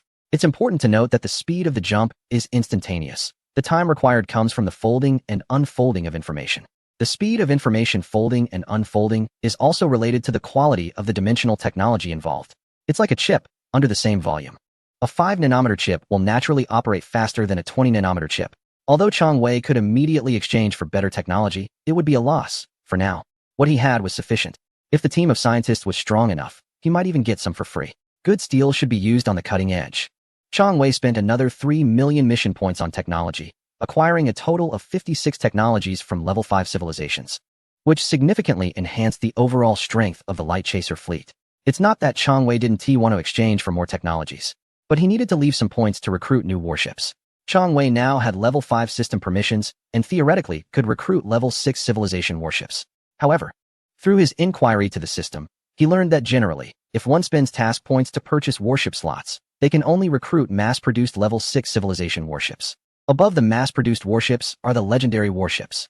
Legendary warships are unique, famous, powerful ships with special abilities.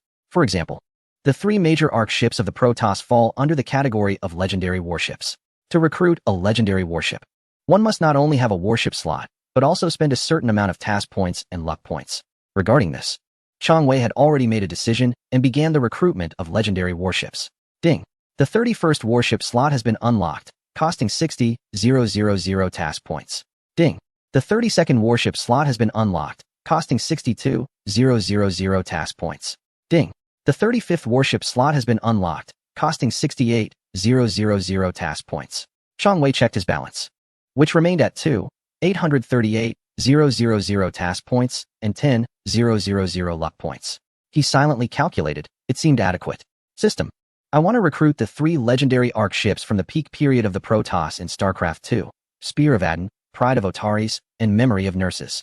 Additionally, I want to recruit the Unity from Foundation and the Paradox Engine from Red Alert. That's right. These 5 legendary warships are what Chang Wei wants. The system was silent for a moment, seemingly confirming something. Soon, the system provided a response.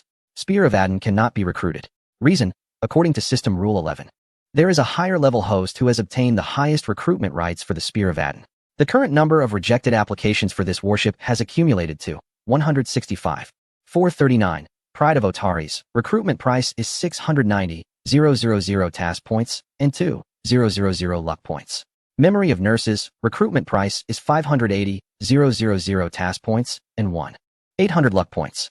Unity. Recruitment price is 1,110,000 task points and 3,600 luck points. Paradox Engine. Recruitment price is 390,000 task points and 1,200 luck points. May I confirm your recruitment, host? Chang Wei suddenly became curious and asked the system, is the Spear of Aden that popular? Do many system hosts want to recruit it? The system replied, conclusion correct. The Spear of Aden has high popularity across the realms, especially its hero unit, Artanis, who possesses great charisma. Many hosts have some degree of desire to recruit it. Currently, the Spear of Aden is monopolized by a host with very high privileges, preventing others from recruiting it. Damn, that person must be foolish. How can they monopolize it? If given the chance, I must teach that person a lesson. Alright. This suggestion from the host will be recorded in the memo, and the system will submit this information to the other party to facilitate the success rate of the host's actions. Chang Wei's expression changed instantly. Hey, I was joking. Why is the system so troublesome? Are you trying to mess with me? Get it straight. I am your host. Don't put me in a difficult position. The system's tone remained calm and steady, returning to the previous topic. Does the host confirm the recruitment? Chang Wei took a deep breath and nodded firmly. Confirmed. At this moment, the remaining task points were 68,000, and the remaining fortune points were 1,400. Chapter 216, Legendary Warships, Takeoff. The Spear of Aten, Pride of Otaris, and Memory of Netsin were the pinnacle masterpieces of the Protoss engineering community during their peak period, built in advance to counter potential apocalyptic disasters. During that time, Protoss technology had reached the edge of the universe. They arrogantly considered themselves invincible. But under the push of the Loana sisters, the High Council ultimately approved the ARC project. Subsequently, they gathered the strength of the entire Protoss and collected countless precious resources to construct these 3 legendary arcs. Later, for various reasons, the 3 legendary warships were buried by the Protoss High Council in a place known as El, waiting for future generations to unearth them. Among them, the Pride of Otheris and Memory of Netsin took off in haste during the Zerg invasion of El, leading to their shields not being fully charged and resulting in their being shot down by the alien creatures, with related details now lost to history. Only the Spear of Aten, successfully activated by Artanis and the Dalam faction, remained as the last legendary arc of the Protoss. In the ensuing chronicles, it achieved numerous glorious victories and legends.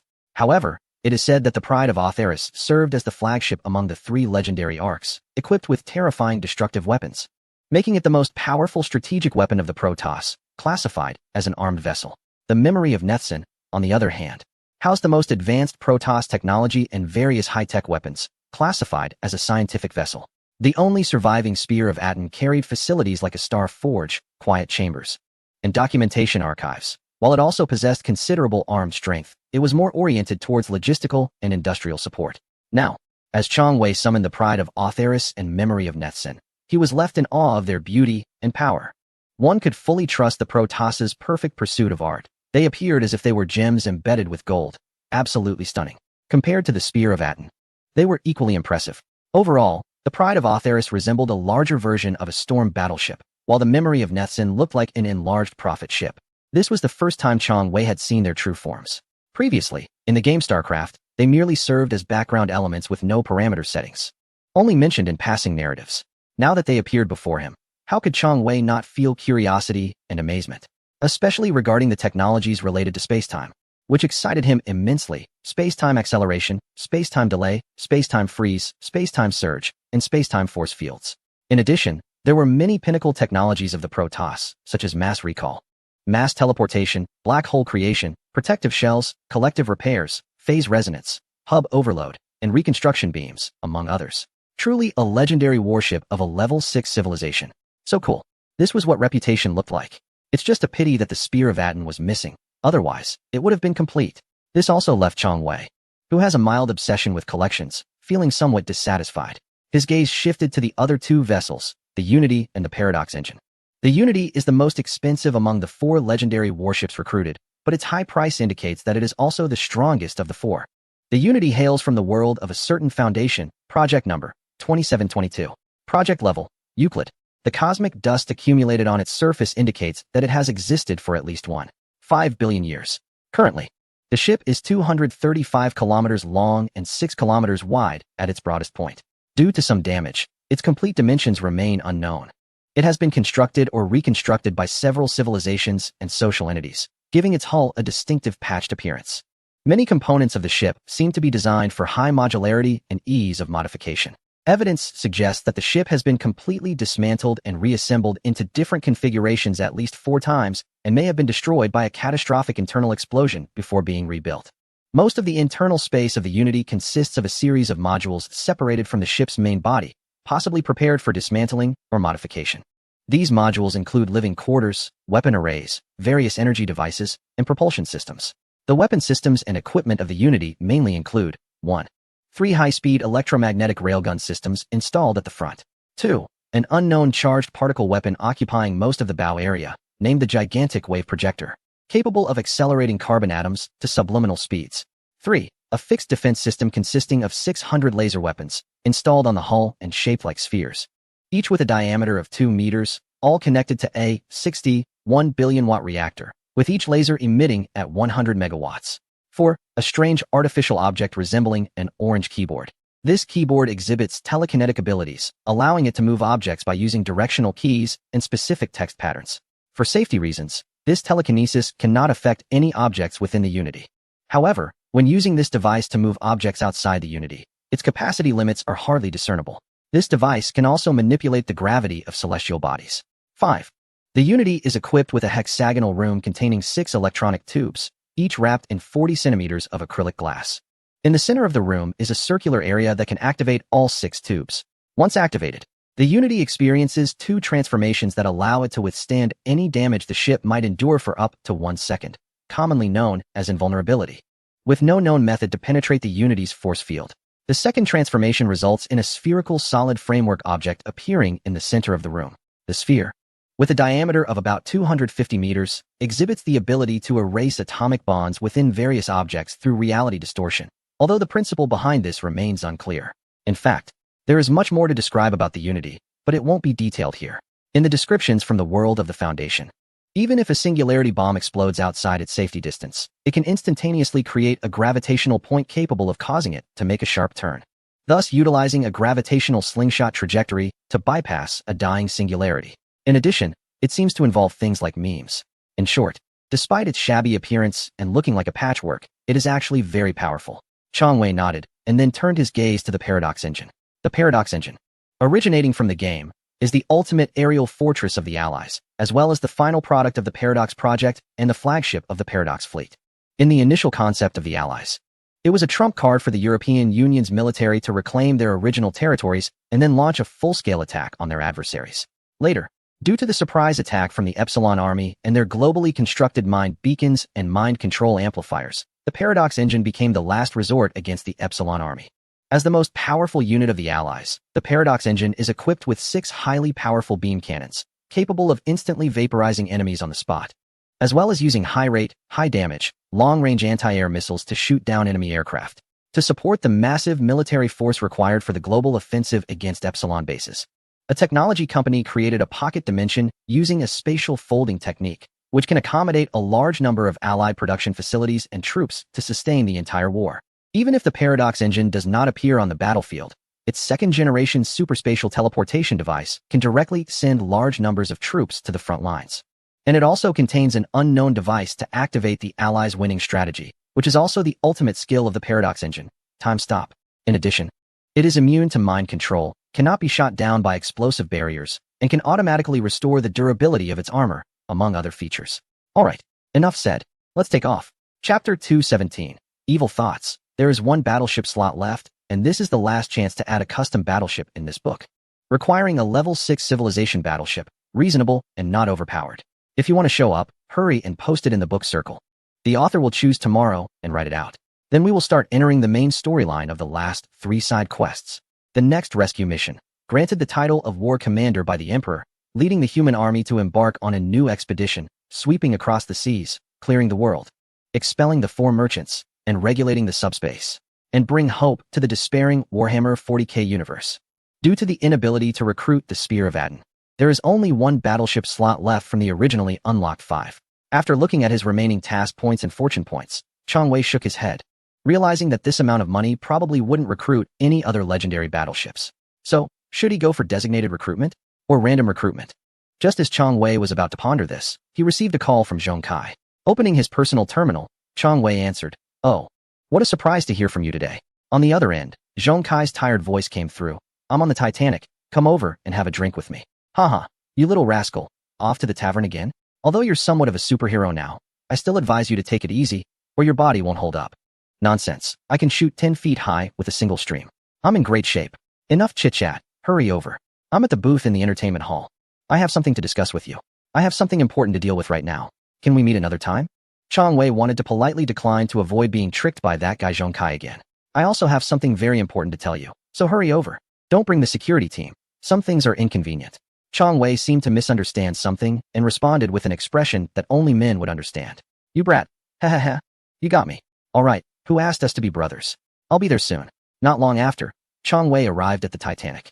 This luxurious ship had become a popular spot for the crew of the Luminary Fleet to relax and have fun during their downtime. It not only offered a variety of entertainment options, but also an endless supply of high-end food and drinks, along with charming maids and lovely young ladies. Thus, it was also known as the paradise for men. Among the crowd, one could see many figures from the Star Realm Army, stormtroopers, and other young men brimming with energy. Their lewd expressions made it clear that most of them were here for mischief. However, ever since Chong Wei had experienced the dangers after his last indulgence, he had strictly prohibited any wild parties. This meant that all activities on the Titanic had turned into healthy and wholesome pursuits, Still, this didn't deter the enthusiastic young men, although everything was deemed healthy. As long as there was mutual affection, it wouldn't be too strict. Perhaps a good conversation could gradually turn things a little more exciting, right? Of course, those enjoying leisure time here were not just the rowdy guys. There were also some female soldiers, transformers, and mechanized priests, mainly here to watch operas, performances, drink, enjoy fine dining, and experience the comfort of being pampered. As Chong Wei passed by a private room, he unexpectedly ran into Major Ryuskako from the Hardbones Brigade, who was just stepping out with an elven beauty. Upon seeing Chong Wei, he immediately straightened up and greeted him. "Good day, General." Chong Wei chuckled and gave him a knowing look. "Major, you're on leave right now. There's no need to be so formal with me. While I don't like my subordinates being overly indulgent in desires, I can accept mutual affection." As he spoke, Chong Wei glanced at the Major's receding hairline and the astonishingly beautiful elven girl next to him, then patted his shoulder with a smile. "Enjoy yourself." "I have to go now?" "Yes. General, take care." After that, Chong Wei navigated through the ship and finally arrived at the performance hall. As he searched for Zhong Kai's booth, he also watched the performance on stage. At that moment, the giant stage was depicting a story from the spring and autumn period, where Confucius traveled with his 3,000 disciples across various states. Upon closer inspection, he was shocked to see that the leading figure, Confucius, was actually 3 meters tall and played by the gene entity Raish.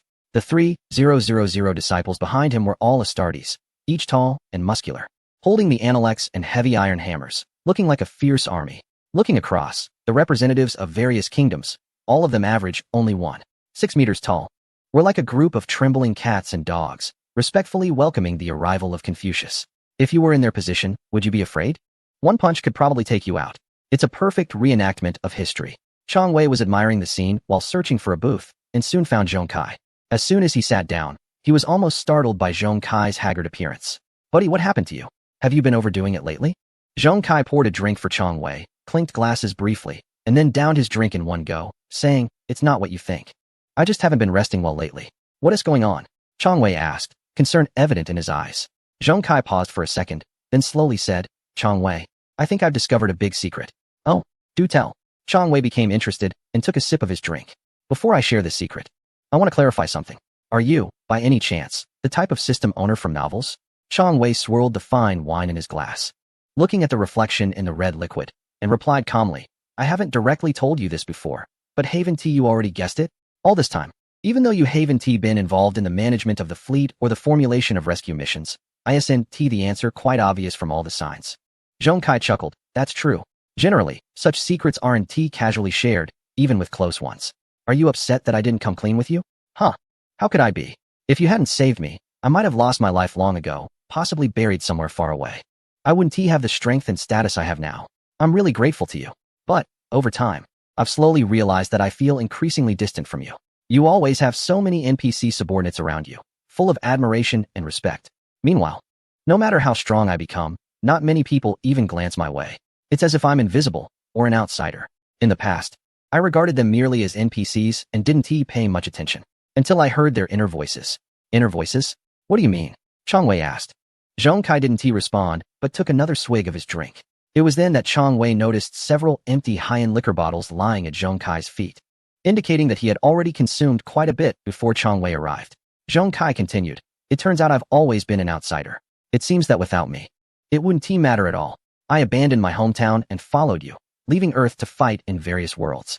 I thought life would continue to be this exciting, but now I'm starting to feel lost, as if I've lost my own value." With a gloomy gaze, Zhong Kai looked at Chong Wei and said, "Tell me, if I were to crush you here, would your system belong to me? You must understand that you do not possess extraordinary abilities, and your physical form is quite weak. Even with the protection of the nanocore, I can still use the force to strip it from your body. After your death, will it not be better for me to lead the fleet of light seekers than for you?" Chong Wei seemed to sense the murderous intent from the other party, his eyes widening in disbelief. Currently, he had no guards with him, and if his so-called good brother really wanted to kill him, he might actually succeed. Chong Wei forced himself to remain calm, and said to Zhong Kai, "Perhaps it is the dark side of the force that has led you to this evil thought. Moreover, you are drunk. I will act as if nothing happened today. Rest well, and if there is nothing else, I will take my leave." As Chong Wei stood up, Zhong Kai shook his head with a mix of laughter and tears, saying, "Do you think I am joking? You don't understand. One day, when you discover that everyone around you is acting against you, deceiving you, the immense sense of disappointment upon realizing the truth will drive you mad." Chong Wei instinctively took a step back, So, are you going to kill me? And then take my system? What do you think? Chang Wei swallowed hard. His nerves stretched to the limit, but he dared not make any sudden moves, because the moment he attempted to call for help, Zhong Kai might instantly turn violent. Furthermore, the performance hall was designed to provide an excellent experience for the audience. Although the booths were semi-open, the sound was incredibly concentrated and wouldn't spill out. At the same time, everyone's attention was fixed on the giant stage in the center, so the situation there would not attract anyone else's notice. Zhong Kai's secretive practice of the dark side of the Force was something Chang Wei had only recently learned. He initially thought it would be like following Toshi to study ethereal energy, and that Zhong Kai would be able to control it, possibly even becoming a Jedi. But unexpectedly, things had spiraled out of control. The darkness within Zhong Kai was being amplified infinitely. He might really lose his sanity and, like Anakin before, kill him. What to do? Chang Wei suddenly thought of Rigo and his 3000 sons performing on stage. If he called out to them? No, it was too late. Zhong Kai was simultaneously practicing both the light and dark sides of the Force, and being a ghost operative and an awakened reformer. It was impossible to escape at such close range. Chang Wei looked at Zhong Kai, his gaze complex, filled with confusion and disbelief. We grew up together, fought through hardships together, shared deep friendship. We are brothers. Are you really going to kill me for such a ridiculous reason? Zhong Kai's pupils trembled, as if he had heard Chang Wei's thoughts through mental waves. Yet the darkness within him whispered like a demon, constantly urging him. Act now, kill him. Complete the trial of your inner transcendence. You are a born master of darkness, destined to dominate the heavens with your extraordinary talent. Only by eliminating your dear friend can you cast off your weak and helpless side, shedding the once fragile and empty self. Act quickly. Do not hesitate. Seize his system, and you will ascend to the pinnacle of power and strength. At that time, all the crew will obey your commands. All beauties will be at your service. All worlds will be yours to traverse. You will become a deity. No, he is my brother. This is a childish and ignorant sentiment, a manifestation of your weakness as a mortal. To step into the realm of the divine, you must abandon those useless ties and emotions. Such intangible burdens will only hinder you, leaving you stagnant. What do they bring you? Just illusory self-comfort. It's all false. In this world, only power and profit are real. No, he is my brother. Does he deserve it? A frail mortal like him, without any extraordinary talent, needing a crowd for protection wherever he goes. Does such a person truly deserve it? Having the system fall into the hands of someone powerless is like a precious pearl hidden in darkness. Wake up. True power will never belong to those who are naturally stronger, more agile, or smarter. It belongs only to those willing to go to any lengths to achieve their goals. Do you want to be a side character for the rest of your life? Zhong Kai's eyes grew increasingly somber, as if his entire being radiated a red-black mist, boiling with intensity. Are you ready to strike? Just as the atmosphere was about to reach its peak tension, a beautiful melody and singing emerged from the central stage. Like the vast sea, no matter how fierce the storms, we always accompany each other, walking through the long corridors of time together. Regardless of the distance, we will illuminate each other, supporting one another like towering trees in a forest, relying on each other like twinkling stars in the night sky, whether in success or failure. We will encourage each other and move forward together. Time passes swiftly, and our bond will not fade, no matter where we go, facing numerous challenges. Those will be memories that never lose their color. This song was performed by a mature singer and a young girl, the melody enchanting and the lyrics elegantly profound, seemingly narrating a great friendship. Moreover, the song seemed to be filled with magic, drawing listeners in and evoking emotional resonance. This was the highlight of the performance hall. The power of the Void Songstress, a force that combines ethereal energy with emotion and song, spreading it outwards. Chang Wei and Zhong Kai were momentarily stunned, captivated by the song, instinctively looking towards the stage. At that moment, on the central stage, stood a pair of beautiful singers. The mature singer had long pink hair cascading down to her waist in waves. With a stunning face and gentle features, her gaze was both resolute and warm. Her elegant contours outlined a perfect visage, and her delicate skin radiated a healthy glow, sparkling like morning dew. She wore a form-fitting lace evening dress, her figure tall and straight, with curves that exuded elegance and charm. With every gesture, she radiated a sense of nobility and confidence that captivated onlookers. As if she were a lifelike work of art, Chang Wei was left mesmerized. The lowly-style singer had emerald green hair tied into twin ponytails and wore a soft yellow princess dress. Her petite figure resembled a blooming flower, with delicate lines showcasing her natural cuteness and playfulness. Her round face beamed with a sweet smile, and her large eyes sparkled with a clear and lively light, constantly emanating an aura of innocence and vibrancy. It felt as though one could be melted away by her refreshing presence. irresistibly wanting to approach her and share joy and feelings. Zhong Kai was similarly captivated. The two of them fixated on the beautiful figures on stage. Immersed in their dance and songs, their hearts feeling a long-lost tranquility and purification. It was as if all previous unpleasantness had transformed into smoke and vanished. When the dance concluded, the starlight filled the sky, their gazes drifting like clouds, thoughts soaring into a realm of fantasy. They exchanged a glance, both remaining silent.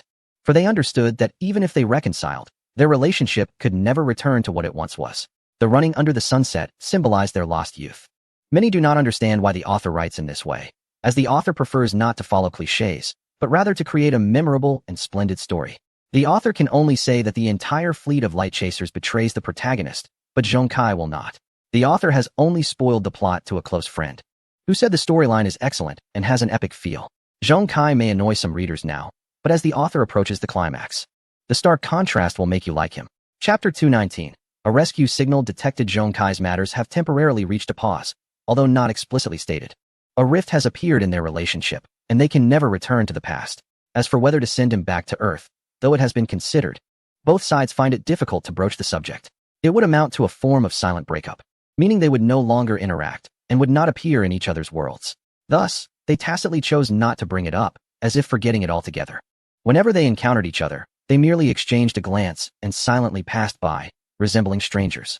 Moreover, the civilization guarding the solar system would not allow an extraordinary human like Zhong Kai to return to Earth, as it would interfere with their observation and experimentation of human civilization. Worse yet, they might even opt to shoot him down.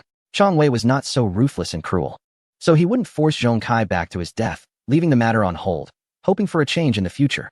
Meanwhile, Palpatine was being held accountable by Chang Wei. A group of elite guards surrounded him, watching him closely. If he failed to provide a reasonable explanation today, his fate would likely not be pleasant. Why teach him the dark side of the Force? Tempt him to fall? Palpatine did not panic, but rather spoke politely. The dark side of the Force is just a type of power, without any distinction between good and evil. It merely reveals the darkest side of a person's heart, allowing one to see oneself clearly.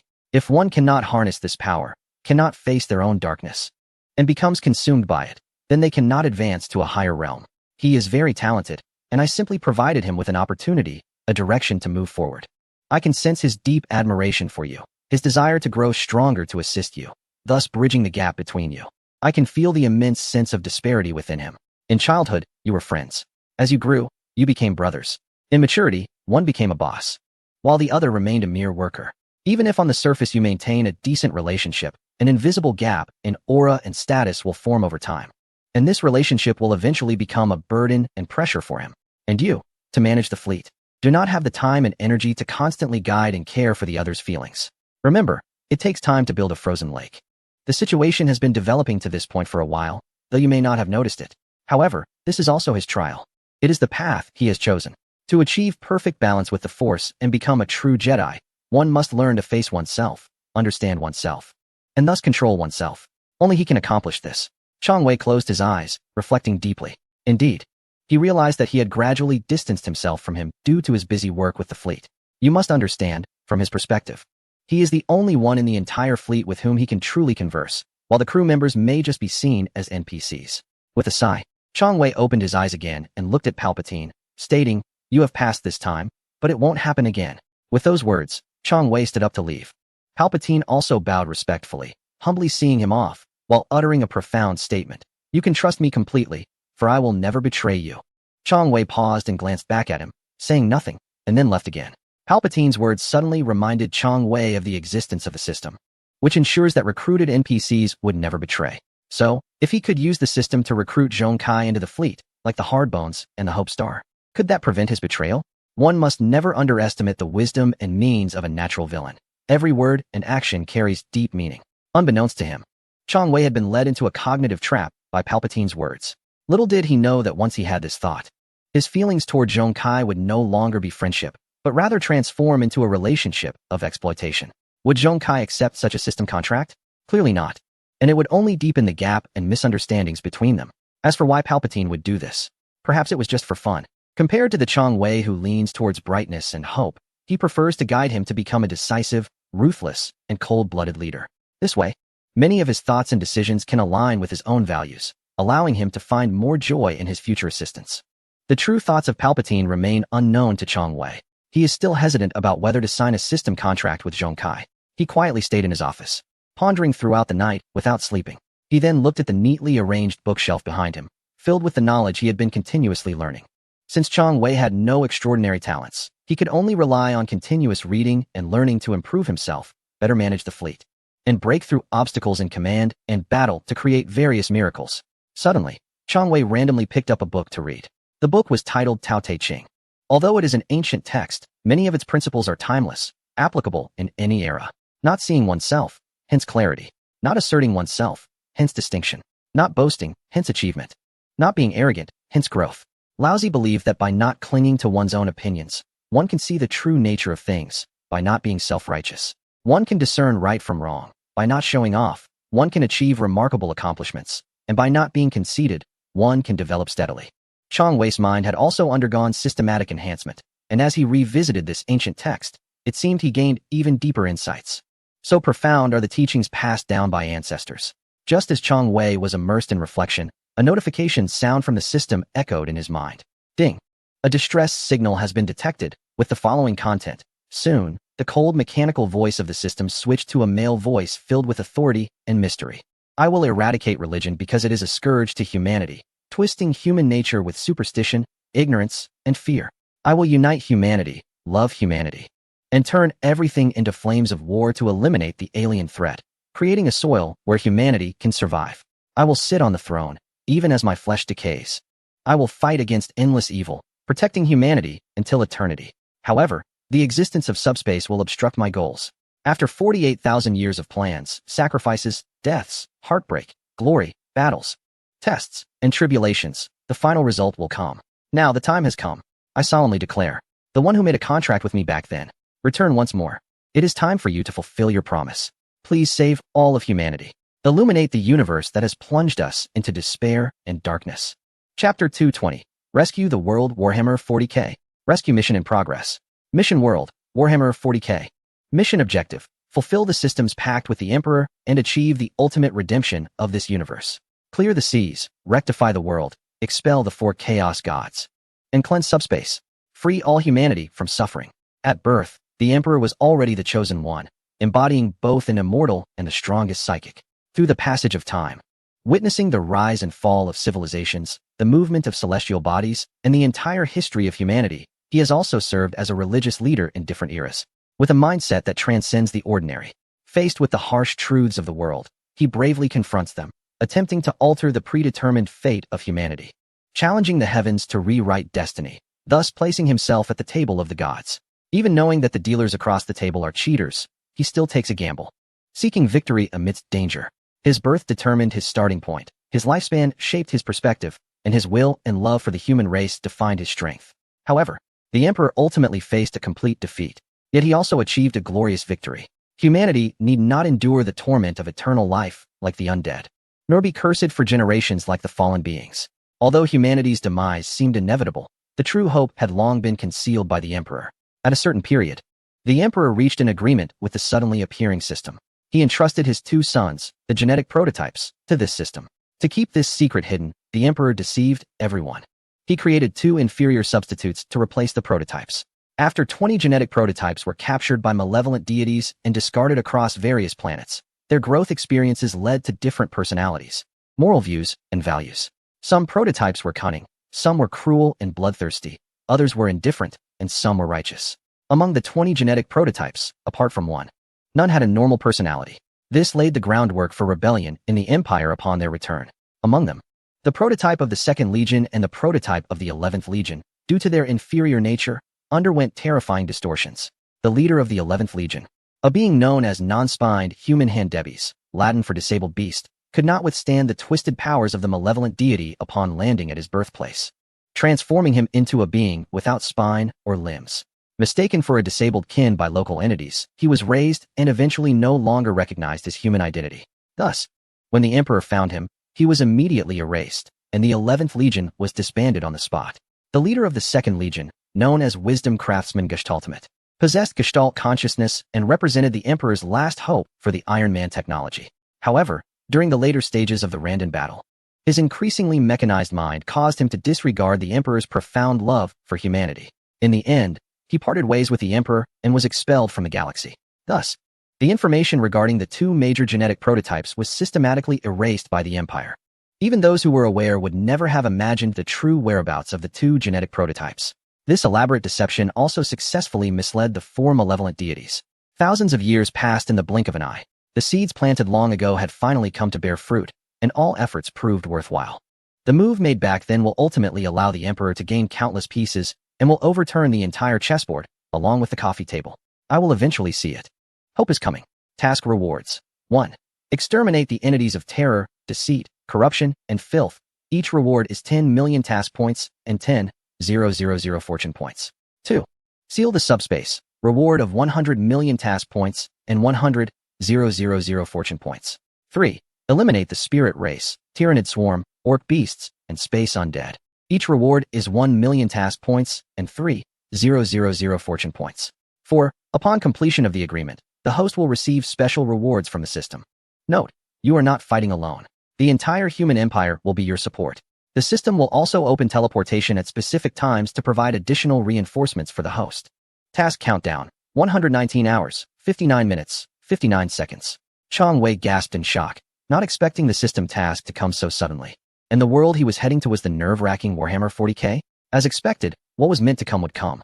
This was clearly a large-scale military operation. To save a universe? My goodness. Looking at the task objectives, Chong Wei almost fainted. What is this? Eliminate 4 major races? Exorcise 4 major evil gods. Seal the subspace? System, are you joking? Also, has the unknown entity outside that was trying to track me left? The system responded coldly. No, this task is mandatory. It is an agreement reached between the system and the Emperor. It is a mutual assistance.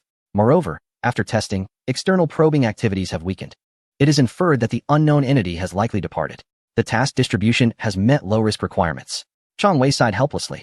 Although the luminary had rested for over a year and greatly enhanced its strength, knowing that the world he was going to was the Warhammer 40k, filled with demons and monsters, left him somewhat unsettled. Well, it seems I have to brace myself. Hopefully, the Emperor will bless me. Chong Wei then took a short nap before convening an emergency strategic meeting. During the meeting, Chong Wei emphasized the brutal nature of the world the luminary fleet was about to enter, as well as the various dangerous enemies they would face. In simple terms, the universe of Warhammer 40k is not purely a technological realm, but a space opera that combines elements of technology, psychic powers, fantasy, and religion. This universe contains a multitude of races, each with its unique history and culture, blending rich science fiction with magical elements.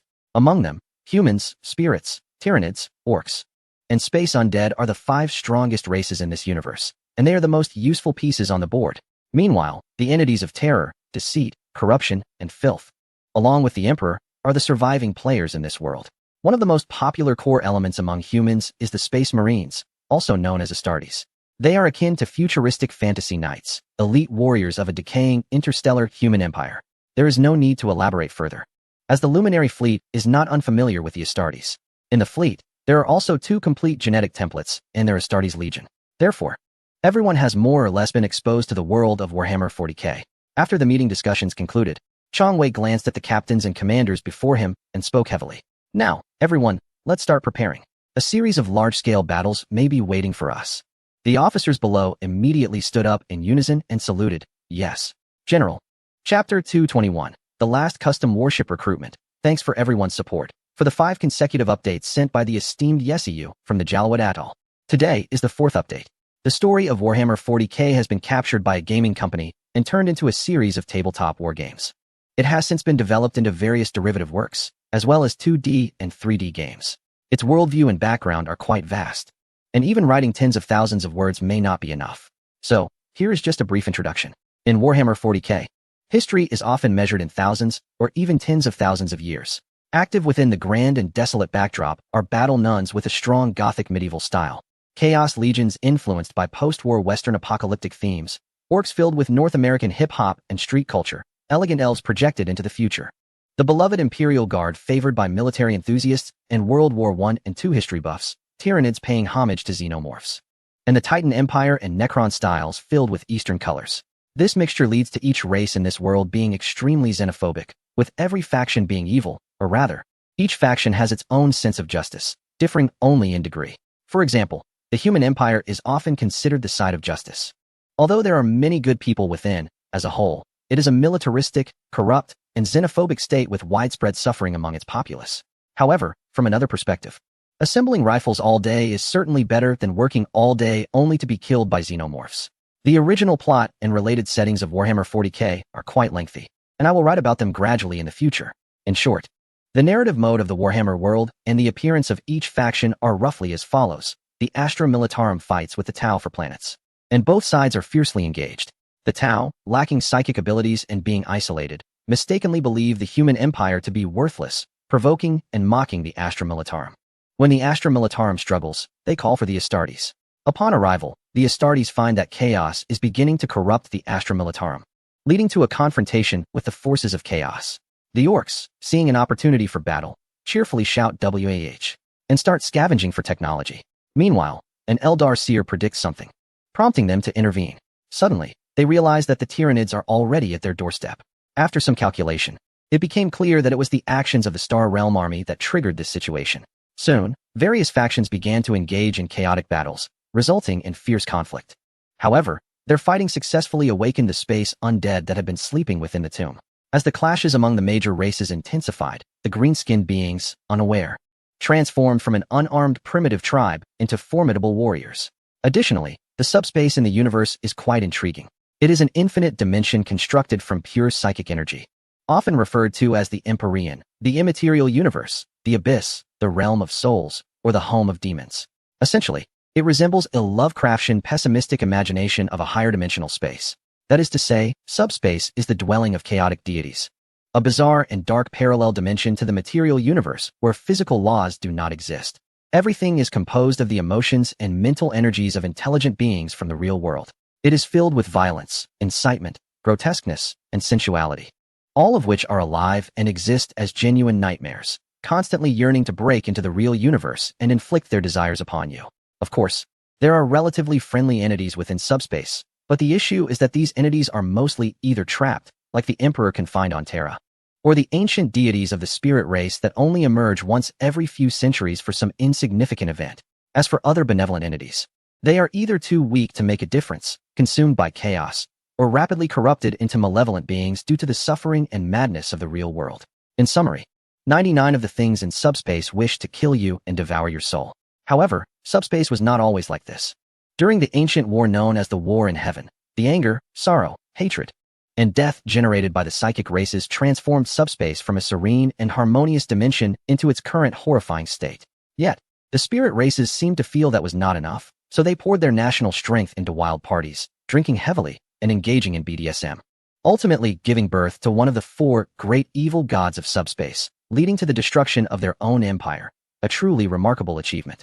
Since subspace lacks a concept of time, it has existed alongside the chaotic deities within it long before intelligent life emerged.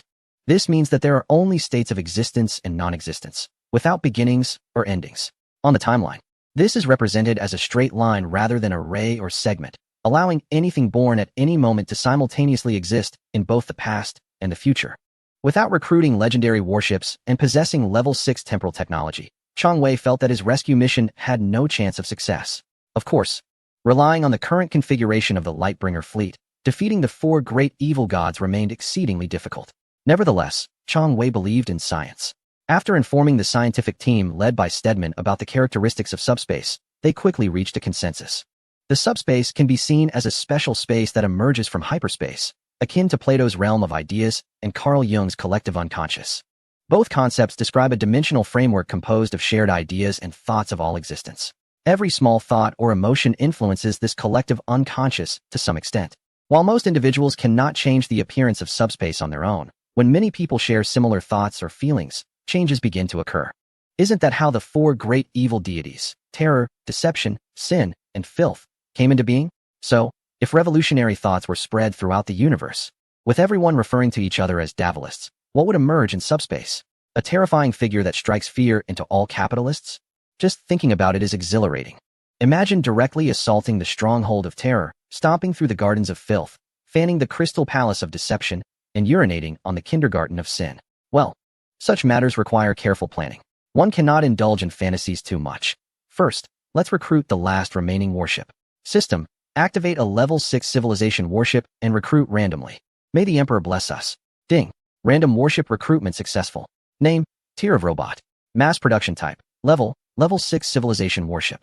Designer, wandering young lion. Appearance, a bright blue teardrop shape resembling a deity's tear. Length, 80 meters. Width, 60 meters. Cabin, the internal space device can expand to the size of a standard planet, utilizing gravity-binding modules to stabilize the space and establish anchor points. Weapon system, one gravity generator with positioning and binding modules, capable of tearing targets apart with gravity or destroying physical targets through impact. 2 Space-time ripper, causing paradox damage to targets within a certain range, making them disappear directly from the current space-time. Defense system, first threshold, energy shield, capable of withstanding the impact of pulsars for up to 8 years. Second threshold, gravity field shield, providing strong protection against all impacts on the shield, capable of colliding with black holes. Third threshold, final escape device, allowing for free dimensional ascension and descent, or hiding within dimensional layers. Fourth threshold, time wave field, anchoring its own time to ensure stability along the space-time axis. Onboard devices, gravity engine, emotion collector, time converter. Warship engine, lightspeed engine, hyperspace leap engine. Crew, 1 captain, 10 digital beings, several unmanned fighters, and various humanoid service robots. For a mass-produced level 6 civilization warship, the specifications are quite impressive, especially the emotion collector, which seems like it could be used for something intriguing. The captain nodded and began to ponder silently. Thanks to everyone for their submissions. Those not selected shouldn't be discouraged, as the names of the warships may still appear through system activation for reinforcements. Chapter 222. The Human Empire. The Human Empire is one of the major factions in the universe of Warhammer 40k, established by the Emperor during the Age of Strife to unify the galaxy. After the Horus Heresy, the Emperor was permanently seated upon the Golden Throne and could no longer speak. Consequently, the Empire was governed by the Lords of Terra, gradually descending into a brutal military dictatorship and religious rule, while also facing threats from various alien species. The vastness of the Human Empire cannot be precisely quantified, as its territories are constantly changing. Within the Empire, worlds are continually discovered, lost, reclaimed, and destroyed. Here, there are miracles and atrocities, saviors and madmen, criminals and kings. It is a place of inspiring courage and soul-tormenting knowledge. The journey of humanity conquering the stars began 39,000 years ago, in the year 2969 of the Human Era, when humanity first landed on the Moon. By the year 3100, humanity began to terraform Mars. In 3200, the formal colonization of planets beyond Earth commenced. In 4000, humanity discovered the warp. However, it wasn't until the year 16000 that humanity truly left the solar system, venturing deeper into the cosmos. At that time, human spacecraft could only crawl at sublight speeds through the vast void, requiring decades to travel from one colony to another. Thus, each colony had to abandon Earth to develop independently. This era is referred to as the Dark Age of Technology, lasting until 21,000, when humanity finally invented warp travel technology. In the ensuing years, humanity began to rapidly conquer space. Influenced by the warp, psychers began to emerge. Affected by the environments of various planets, subhumans also started to appear. With the continuous expansion of territories, aliens were gradually discovered. Then, the standard template construct, STC, technology was invented and subsequently lost. Continuous civil wars caused the vast human civilization to begin to collapse. By the year 26,000, war broke out between humans and machines, commonly known as the Iron Men Rebellion, equivalent to a crisis of intelligent machines. Ultimately, all robots were exterminated. But the aftermath of this war led to increasingly intense energy fluctuations in the warp. Eventually, warp storms that hindered interstellar travel appeared across the galaxy, disrupting trade routes and communications between colonies, marking the beginning of the Age of Strife. Humanity found itself struggling against harsh environments and alien invasions, constantly teetering on the brink of extinction. Even Earth, due to resource and population crises, fell into civil war, resulting in billions of human deaths from conflict and famine. Meanwhile, on Mars, an organization known as the Mechanicus preserved ancient technologies, creating massive starships and titans, and resumed slow colonization of outer space. The history of the Human Empire can be simply divided into 6 phases. The first phase is the Age of Terra, which corresponds to the first millennium of humanity, lasting until the year 15,000. This stage is essentially the era before humanity evolved from primitive beings to modern humans and developed large-scale interstellar colonization technology. The Emperor was born during the first millennium of humanity and has since hidden within human society, secretly observing and protecting human civilization. The second stage, the Age of Dark Technology, which spans from 15,000 to 25,000 years. This was the golden age of human civilization, marked by rapid technological advancement and a wave of colonization throughout the galaxy. All the technology of today's human empire originates from this era, yet it is still far behind it. The purpose of the Emperor's great expedition is to awaken this era once more. The third stage, the Age of Conflict, occurring between 25,000 and 30,000 years. The excessive abuse of void powers by the Eldar led to a surge of negative energy filling the subspace, resulting in numerous subspace storms. These storms disrupted communication between human civilizations, as all interstellar routes must traverse subspace. Consequently, the entire galaxy experienced disconnection, causing human civilization to begin to collapse, with all human colonies isolated and left to their own devices. The fourth stage, the Unification Wars. This began and ended within the human era of 30,000 years. The reason was that the reclusive emperor witnessed the once glorious Earth being consumed by the Age of Conflict, reduced to a desert filled with barbaric technology. Thus, he decided to step forward to reunite human civilization, starting from Terra, which is Earth. The emperor created his Imperial Guard as personal bodyguards and began the campaign to unify Terra with the Thunder Warriors as the main force. The outcome of the Unification Wars was predictable. Within just a few decades of conflict, the emperor reclaimed Earth and established the human empire. However, the Thunder Warriors, as the main force, lacked stability in their minds. To realize the dream of restoring human civilization, the emperor needed stronger and more stable warriors, leading to the conception of the Astartes project, which involved creating space marines and 20 gene stock. The fifth stage, the Great Expedition. The flame of human revival was ultimately to be ignited by the greatest figure, the revered emperor. No one knows where he came from, nor his true name. His wisdom and knowledge are unparalleled, and his strength and psychic abilities are unmatched. He reunified Earth and led humanity on a journey to conquer the galaxy once more. The Mechanicum revered him as the avatar and messenger of the machine god, the last savior of humanity. Thus, the Great Expedition began. Over the course of more than 200 years, the Emperor and his warriors reunited the fragmented colonies under the banner of the Empire. The Emperor's armies campaigned across the galaxy, rediscovering once-lost human worlds and driving out alien oppressors, rescuing humanity from darkness and despair. It was an era filled with hope, as humanity united under the Emperor's command, reclaiming its former glory. At the same time, this great expedition was also a journey to find lost kin. The 20 gene stocks were scattered across the galaxy by the Dark Gods. After being retrieved one by the Emperor, they were also granted corresponding Space Marine legions, playing various roles in the future endeavors of the Empire. Information regarding the 2nd and 11th Legions, as well as their 2 Primarchs, was erased during the Great Crusade. The exact reasons remain unclear. Even the Primarchs themselves are reticent about it. Therefore, by the end of the Great Crusade, the Empire had only 18 Astartes legions. Among them, Horus was the first Primarch to be found, and the Emperor bestowed upon him the title of War Master, announcing that from now on, the 18 Primarchs would lead the Empire's armies, showcasing their exceptional leadership skills. The Emperor then returned to Earth to begin repairs on the Golden Throne and formulate the next plan. The 6th phase, the Horus Heresy. The War Master, Primarch of the Luna Wolves Legion, Horus, was tainted by the chaotic powers of the warp, succumbing to darkness and initiating a war of betrayal against the Emperor. Half of the Space Marine legions, countless Imperial soldiers, and members of the Mechanicum fell to his ambitions. The traitors first engaged in bloody combat with their loyal brothers still faithful to the Empire. After the loyalists within the traitor legions were either killed or corrupted, the traitors turned their sights on the entire human empire.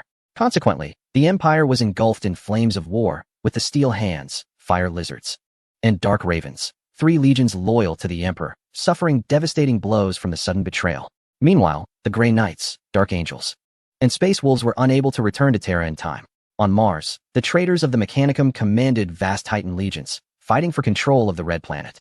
While the precious knowledge humanity had regained was once again reduced to ashes due to the conflict. In the final moments of the Great Rebellion, the traitors finally reached the sacred Terra, shouting slogans against the false Emperor as they began to besiege the Emperor's palace. The tragic conclusion was that the Emperor personally killed Horus but was gravely wounded himself. He was placed in a time stasis golden coffin and laid upon the sacred Golden Throne. To this day, the era of the Emperor and the Primarchs has ended, yet humanity still hopes for the day the Emperor will awaken again. Many signs indicate that the Emperor's spirit continues to guide humanity through the golden coffin. As the credits rolled, The film introducing the human empire slowly came to an end. In the cinema, the lights began to brighten. A group of Astra Militarum soldiers and Astartes yawned, wearing expressions that said they already knew it all. The tech priests and battle sisters were visibly excited, praying fervently to the Emperor throughout the film. A group of furry companions were munching on popcorn, thoroughly engrossed in the show. Meanwhile, a pair of stormtroopers discussed the plot and its plausibility, having been compelled to watch the film by a certain authority figure. It was deemed necessary to help some crew members unfamiliar with Warhammer 40K understand certain concepts. Otherwise, they might end up in trouble with the Imperial Court after returning. Facing accusations of disloyalty or heresy, and being dragged away or eliminated, which would indeed be a significant problem. If things went worse, they could end up as servitors, completely losing their humanity, right? So, it is necessary to let them know some relevant information. Chong Wei glanced at the time. There was only one day left until the mission began. Chapter 223, The Nest City. The Luminary Fleet is ready for teleportation. Countdown, 5, 4, 3, 2, 1. With a flash of white light, the mission commenced. However, not long after the Luminary Fleet left this part of the universe, the resulting fluctuations were detected by a white-haired girl hidden nearby. The girl, with her crimson eyes, opened her mouth wide, then silently followed along. Hello everyone, I am a rather untrustworthy streamer. Recently, I participated in a fan-made drama based on a well-known sci-fi series, where I played a character named Luo Ji. I thought I would be the main character. But later I found out that I was actually a minor character. The real protagonist turned out to be a performer playing a character named Adnis. Looking at the script, I thought, what is this? Fulfill Yi Wenjia's wish by descending as a morally noble alien civilization to change humanity. Then, it begins the cosmic unification, overthrowing the Dark Forest. Damn it, I was tricked. Wasn't this supposed to be part of the plan? If it weren't for a beautiful girl who could perform a bed scene with me, I would have quit long ago. Whoever wants to play Luo Ji can go ahead. Fortunately, after 3 months of filming, that fan-made drama was finally completed. I immediately started a live stream, ranting like crazy about how the director of this crew was inhumane for assigning me such a ridiculous plot. I originally planned to finish this fan drama, gain some fame, and then take the opportunity to charm a few female fans. But now, not only has that all gone down the drain, but I might even be mocked by others for something like trying a new car. If I don't live stream to roast you, who else will I roast? Just as I was enjoying my rant against the director, suddenly, I blacked out and lost consciousness in an instant. When I opened my eyes again, I found myself sitting on a golden toilet, bewildered. What the hell? What is going on? Soon, a flood of unfamiliar memories surged into my mind. I realized that I had actually crossed over. The place I arrived at was the terrifying universe of a well-known sci-fi franchise. Despair. Deep, deep despair. However, what made me even more desperate was my current identity. I was now in a noble family in the upper levels of a city known as Field. Looking at the luxurious furniture around me, the golden toilet and washroom, and the splendid dress I was wearing along with white stockings that went down to my calves, my brain felt like it had crashed. Is this the price of being a scoundrel, losing everything in the process? Is someone messing with me? Or did I offend someone? After maintaining the sitting position for a long time, I finally gave up thinking. A strong sense of curiosity began to rise within me, and my gaze slowly shifted downwards, starting to reward myself. As the saying goes, when in Rome, do as the Romans do. The current identity is certainly better than being born in the lower levels of the city. Thus, I slowly began to accept my current life. The identity of the young lady and the unique world of the Nest City have sparked my intense curiosity and desire to explore. I began to disregard the housekeeper's objections and sneaked out, navigating between the middle and upper levels, encountering many things I had never seen before. It felt quite refreshing. I must say, the Nest City is structured like a strict pyramid society. Nobles like me are the ones who benefit the most from it. The lower class works hard just to scrape by. The middle class has a tight schedule, managing to get by, but they still dare not suffer from any significant ailments. Most of the wealth they create ultimately ends up in the hands of the upper-class nobles. As for the nobles, they only need to learn how to manage their affairs well, enjoying the fruits of others' labor and living extravagantly. This phenomenon has persisted for a long time and is currently impossible to change. In a Nest City, there are easily tens or even hundreds of billions of people. If you don't work, there are plenty of others who will. If you don't comply, you can only wait to be starved or killed by guards and gang members. Then your body might be tossed into a stinking ditch, or worse, turned into starch blocks. Because only with a sufficiently large population can the empire ensure the birth of enough psychics to meet the living and housing needs of such a large population. The Nest City was born. It consists of numerous houses and factories, forming an artificial mountain range. These massive, towering urban clusters are referred to as Nest City or simply Nest. A Nest City is composed of many layers, with the bottom layer forming the base nest. The Nest City itself is a world where people have never seen the outside, concepts like ground and sky are completely foreign to them.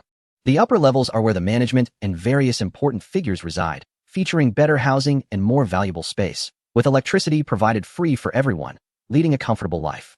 The pinnacle is the highest and most comfortable area of the Nest City, typically reserved for esteemed visitors to this planet, offering the best vantage points for observing the surroundings. Some of the pinnacles even pierce through the clouds, providing a vast area for surveillance. The base nest is the most dilapidated area, where most rules are determined by gangs. It is a long-term power outage zone, making it difficult to live there. People are ruled by fear and deliberately avoid the wealthy who reside in better apartments in the upper levels. Living in the suburbs of the Nest City, while not as terrible as living in the base nest, is still not an easy place to settle. The suburbs lack electricity, running water, and stable food supplies. Life in the suburbs can lead to starvation or death from various diseases rampant in the area. This is a true reflection of many planets in the human empire. Corruption, graft, power manipulation, darkness, oppression, exploitation, and other such behaviors at the upper levels seem to have become the norm. The empire does not intervene as long as taxes are paid on time and weapon and equipment orders are fulfilled. Even the type of government and laws you adopt are of no concern to the empire. This is also something that cannot be helped. Even if the empire wants to intervene, it does not have the capability to do so. The empire's territory is simply too vast. Apart from worlds that are very close to Terra, other places are regarded as free-range. Moreover, traveling through subspace is inherently fraught with various dangers and uncertainties. If anything were to happen, it would be difficult to expect the empire to send reinforcements in time. This has led to the current state of decadence on various planets. Unless the planetary governor is exceptionally wise and capable. Based on the memories of this body, I understand what kind of person this young lady was in the past. In short, she was extravagant and domineering. However, with my arrival, everything will change.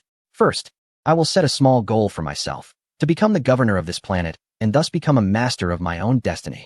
But right now, as I wander around the capital, I am blocked by a group of ruffians. They are approaching me with smirks on their faces, causing my legs, clad in white stockings beneath my short skirt, to tremble with fear. What should I do? I need help urgently. Chapter 224, Gene Thieves, a special update for the 5th consecutive chapter sponsored by ECU from Gylide Atoll. A group of ruffians approached me with grins and politely said, "Miss Alice, this dirty place in the lower levels of the capital is not suitable for a beautiful flower like you. We kindly ask you to come with us. Your fiancé, young Master Will of the Ross family, is asking you to return." Upon hearing this, Alice immediately recalled a lewd, rotund figure from her memories. Since the other party's father is the head of the capital's security department, and her father is the head of the economic department, such political marriages are a common practice among the aristocracy, whether in her past life or now. Alice has always felt a strong aversion and disdain towards that young Master Will, let alone being willing to accept this political marriage. "No, where I go is my freedom. You have no right to interfere." The ruffians across from her clearly did not accept the young lady's words. Although offending a noble is something they cannot afford, it becomes much easier if it is at the command of another noble. "I'm sorry, Miss Alice. We are just following orders." After saying this, the leader grabbed Alice's delicate wrist, preparing to forcibly take her away. "Let go. I command you to let go. I don't want to go back. I don't want to see that fat man."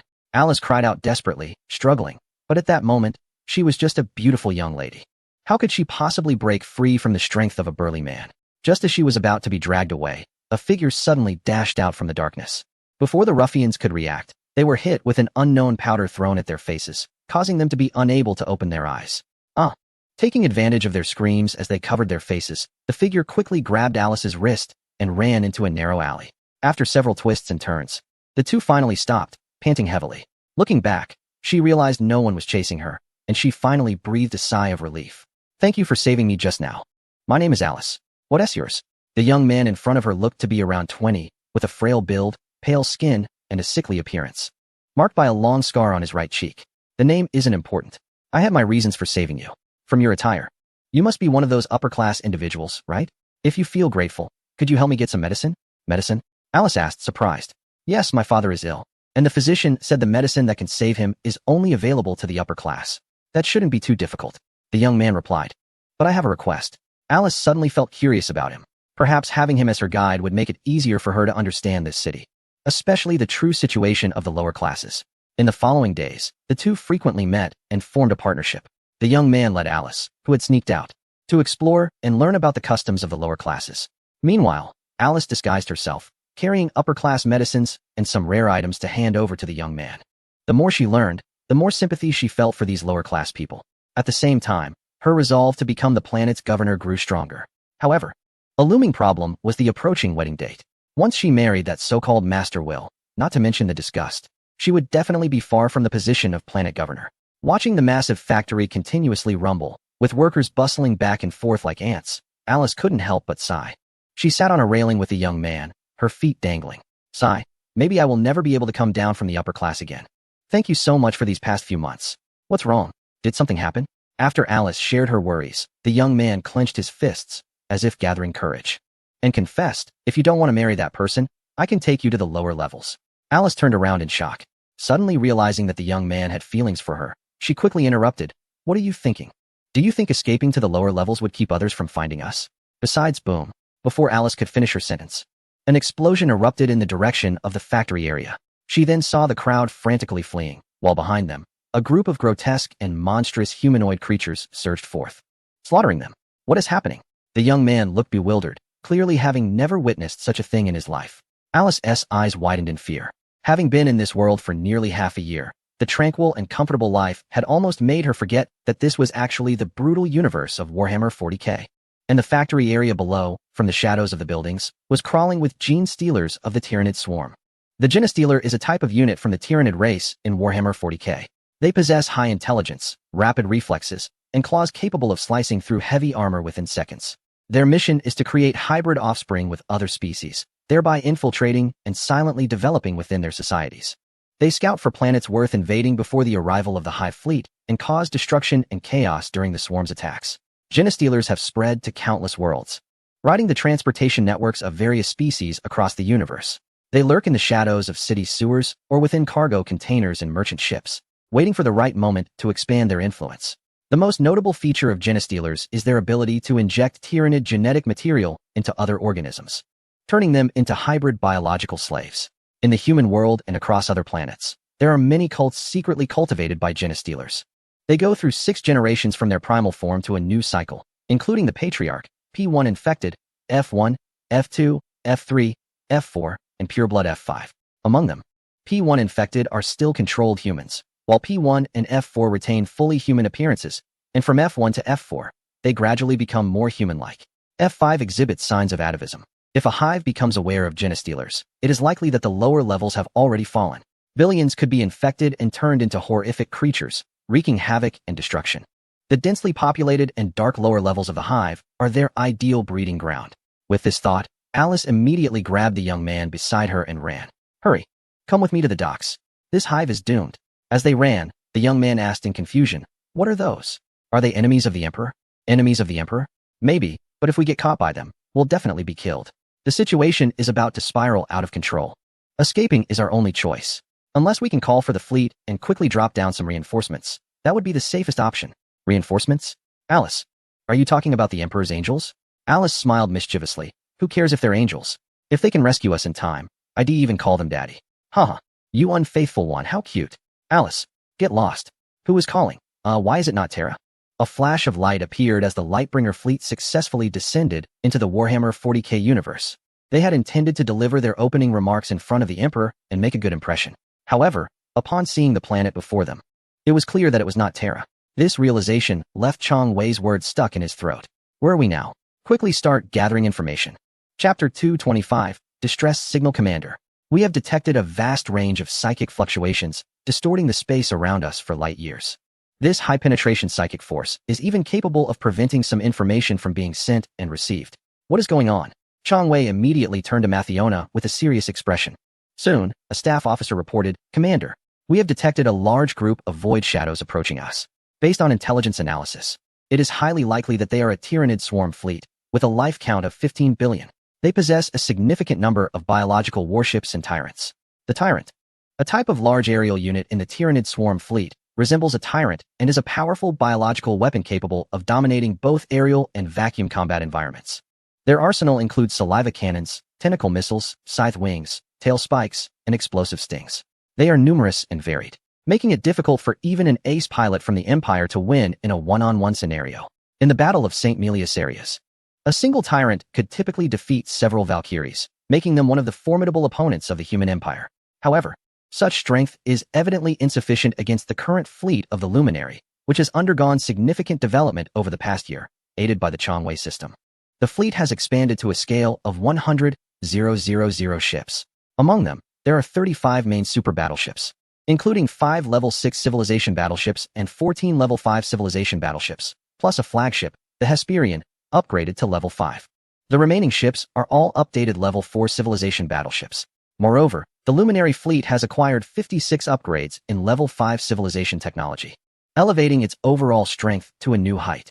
Although the firepower configurations and performance parameters of most of these battleships cannot compare to true Level 5 Civilization battleships, nearly all are equipped with jump engines, allowing them to maneuver rapidly across the universe alongside the main forces. Additionally, there is the planetary mobile fortress, the Star of Hope, which has not only enhanced its defenses and firepower, but also improved its endurance.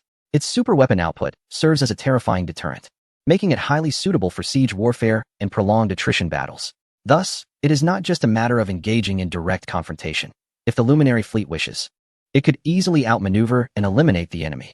The real threats that could pose significant danger to the Luminary fleet come from the subspace entities and the unpredictable psychic capabilities of various races.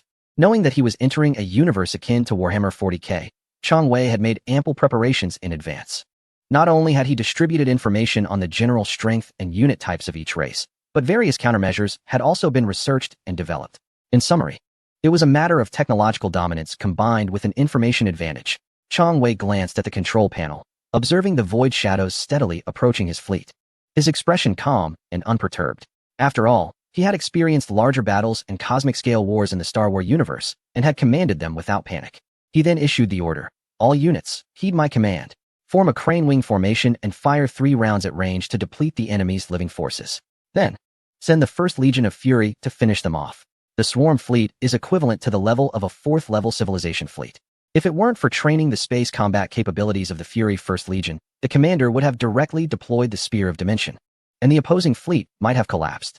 Not to mention those time-space weapons, dimensional weapons, and black hole weapons. A single encounter would likely annihilate this Swarm fleet. The commander has a general understanding that in the universe of Warhammer 40k, only the Necron technology has reached a sufficiently advanced level. As for the other races, they rely on subspace to varying degrees, resulting in their technology making no significant progress over tens of thousands of years, and some even lagging behind. Soon, the densely packed warships began to perform a magnificent ballet in space, moving in an orderly manner, weaving back and forth to quickly form a massive crane wing formation. Then, under the fire commands of their respective captains, a dazzling and dense rain of beams instantly carved a lethal staff of death in space. Boom, boom, boom. Even without hearing the sounds, it was clear from the onboard radar that this Swarm fleet had suffered heavy damage. The concentrated fire of 100,000 warships is no joke. In this era of Warhammer 40k, which values dominance through overwhelming force, the tactics of the Luminary fleet are evidently more mature and advanced. Their weapons have greater range, more targeted effects, and can continuously switch between various tactical modes according to battlefield needs. This is already a form of dimensional strike, leaving little room for doubt. The Swarm fleet had a strong momentum, but they clearly picked the wrong opponent. After the 3rd round of concentrated fire, the commander ordered the Fury First Legion's fleet to engage. Meanwhile, he shifted his focus to the planet below. Mathona, is that planet within human territory? Have traces of humanity been found there? Mathona replied, "After close scans, we discovered a cluster of structures resembling a hive city on this planet, and it has been preliminarily confirmed to belong to the Empire's territory. Additionally, we found that a humanoid species is rampantly destroying and killing within the hive city, with an unknown number. According to optical reconnaissance, the upper areas of the hive city, including docks and tower tops, have already fallen. The specific casualties are unclear. However, we have received a distress signal. Would you like to listen, Commander?" The commander gestured, and Mathona quickly played the distress signal. Surprisingly, the signal featured a very pleasant female voice. "I am possibly the last surviving noble on Field Planet. My name is Alice Field. I am currently trapped with a large number of civilians and a few Imperial guards in the supply dispatch warehouse of the Hive City's mid-level. We have been attacked by Tyranid gene stealers. We request the fleet's rescue. There are too many of them. The conservative estimate is about 3 billion. The entire lower level of the Hive City has already fallen. The scattered defense forces have been dispersed across various tiers, fighting a desperate resistance. We may not have much time left. Please, to the Imperial Navy and Astral forces hearing this distress signal, come save us. We beg you." After the playback, Matt Horner immediately straightened his back and stepped forward, ready to relay Commander Chong Wei's next orders. Matt Horner, notify the troops to command the Astral Army to assist the Red Astartes Legion in rapidly deploying to the ground for a rescue operation, especially the noble named Alice Phil. I need her intel. At the same time, leave no xenomorph alive. Eliminate them all. Boom, boom, boom. A multitude of meteors streaked across the sky, accompanied by loud roars. Countless passionate slogans suddenly echoed throughout the land. With wisdom, we remain vigilant. We rely solely on the Emperor, and the people depend on his protection. For all beings, we seek redemption. Striving for perfection, we shall not rest until death. For the Emperor, to eliminate the xenomorphs. Chapter 226, Unbeatable in Attack, Invincible in Battle. Commander Chong Wei initially wanted to send the Hall Knights of the Star Spirits to leap down, as they were not only faster but also stood at an average height of 3 meters, possessing level 7 psychic abilities and exceptional combat skills, likely matching the strength of ordinary gene-based entities. It's important to note that the Hall Knights, who were put into slumber aboard the 3 legendary Ark ships in preparation for the impending apocalypse, were among the strongest elite during the peak of the Star Spirits. They could easily overpower regular Astartes. However, considering that this is the universe of Warhammer 40k, where every race is extremely xenophobic, sending these extraterrestrial beings down might frighten the human children. If misunderstandings arose, it would be troublesome for Chong Wei to explain later. Thus, he decided to dispatch the Astral Army and Astartes, whom they were more familiar with, so that at least initial trust could be established. Inside the Hive City, a chaotic scene unfolded before people's eyes. Numerous gene stealers of the Tyrannid swarm surged like a tide, their claws and fangs gleaming coldly, as if they aimed to devour all living beings in sight. Countless doors were violently breached, and many civilians were torn apart and killed. The desperate and sorrowful cries of people before their deaths echoed through the chaos. The survivors trembled in the still unfallen areas, seeking refuge. Yet, in such adversity, only the Imperial Guard, battered and scattered, continued to fight valiantly. They seemed to have no concept of low morale as they pulled the triggers. They constantly whispered prayers for the Emperor's protection, loyalty to the Empire, and phrases like, "Even if nothing remains, I shall sacrifice my life." In the world of Warhammer 40k, anyone who becomes a soldier has already witnessed horrors more terrifying than death, the most despairing being the humble existence, followed by a humble demise. If given a chance, just one chance, they would prove themselves to the world. It was precisely because of their fearless sacrifices and steadfastness that the last remaining areas of the Hive City had not yet fallen. But human strength has its limits. Life and death can change in an instant. The time left for the survivors is running out. What to do? Are they to perish? After only half a year, are they destined for demise? Am I not the protagonist this time? I clearly have the potential for a phoenix rising start. Alice helplessly crouched in the corner, hugging her head as the relentless tapping sounds outside the room never ceased. Occasional screams and roars echoed incessantly, while the thunderous roar of firearms grew increasingly sparse. Alice knew what this meant. This place was likely about to fall. The thought of a group of cunning intruders bursting in, pinning her down, and rudely marking her with their stains instantly filled her with terror. She didn't want to be infected. Should she end her life early? Maybe then she could return to her world? As if sensing her fear, a young man mustered his courage, wrapped an arm around her shoulders, and uttered words like, "I'll protect you." In response, Alice shook off his hand and scoffed inwardly. "Protect me with what? Your head? One slap from those intruders, and you'd be gutted. Don't think I'm unaware of your vile intentions. You're just captivated by this noble young lady's pretty facade. R&T, all men driven by lust. If circumstances allowed, you'd probably have even picked out baby names by now." Just as Alice's thoughts spiraled, the gunfire outside the room abruptly ceased. Immediately after, sounds of someone being pounced on and torn into echoed, as if someone outside was being dismembered by the intruders. At that moment, everyone in the room held their breath, eyes wide, fixed on the alloy door of the supply storage, their last psychological comfort. "Don't find us. Don't find us. Please, don't let us be discovered. May the Emperor protect us." Boom. Their worst fears materialized. The alloy door seemed struck by an immense force, slightly deforming under the impact. Then, 1 strike, 2 strikes, 3, 4. The frequency of the impacts quickened, and the dents on the alloy door multiplied, growing more pronounced. Soon, a crack split open. Outside, pairs of crimson eyes peered in with an unervingly human-like gaze, as if scrutinizing their soon-to-be acquired prizes. The sight was utterly chilling. Wah! The people in the room could no longer contain their terror. They all began to scream, scrambling toward the corners, desperate to distance themselves from the soon-to-be breached alloy door. Watching their panic, Alice couldn't help but laugh. What's the use? When those intruders break in, death is inevitable. Taking a deep breath, Alice stepped into the center of the room, resolved to face her end with courage, as befitting her journey through this war-torn world. For the Emperor, she vowed to shout the slogan loudly, a fittingly glorious way to die. Boom. The alloy door burst open, and a ferocious intruder charged in. The young man standing guard nearby had no time to react before he was sent flying with a single blow. The intruder then lunged at Alice, its mouth gaping to reveal a flexible, alien-like tongue, clearly intent on marking and infecting her. Now, for the Emperor. Crash. A sudden invisible force appeared, directly lifting the thief who was about to make a move and instantly crushing him to death in front of Alice.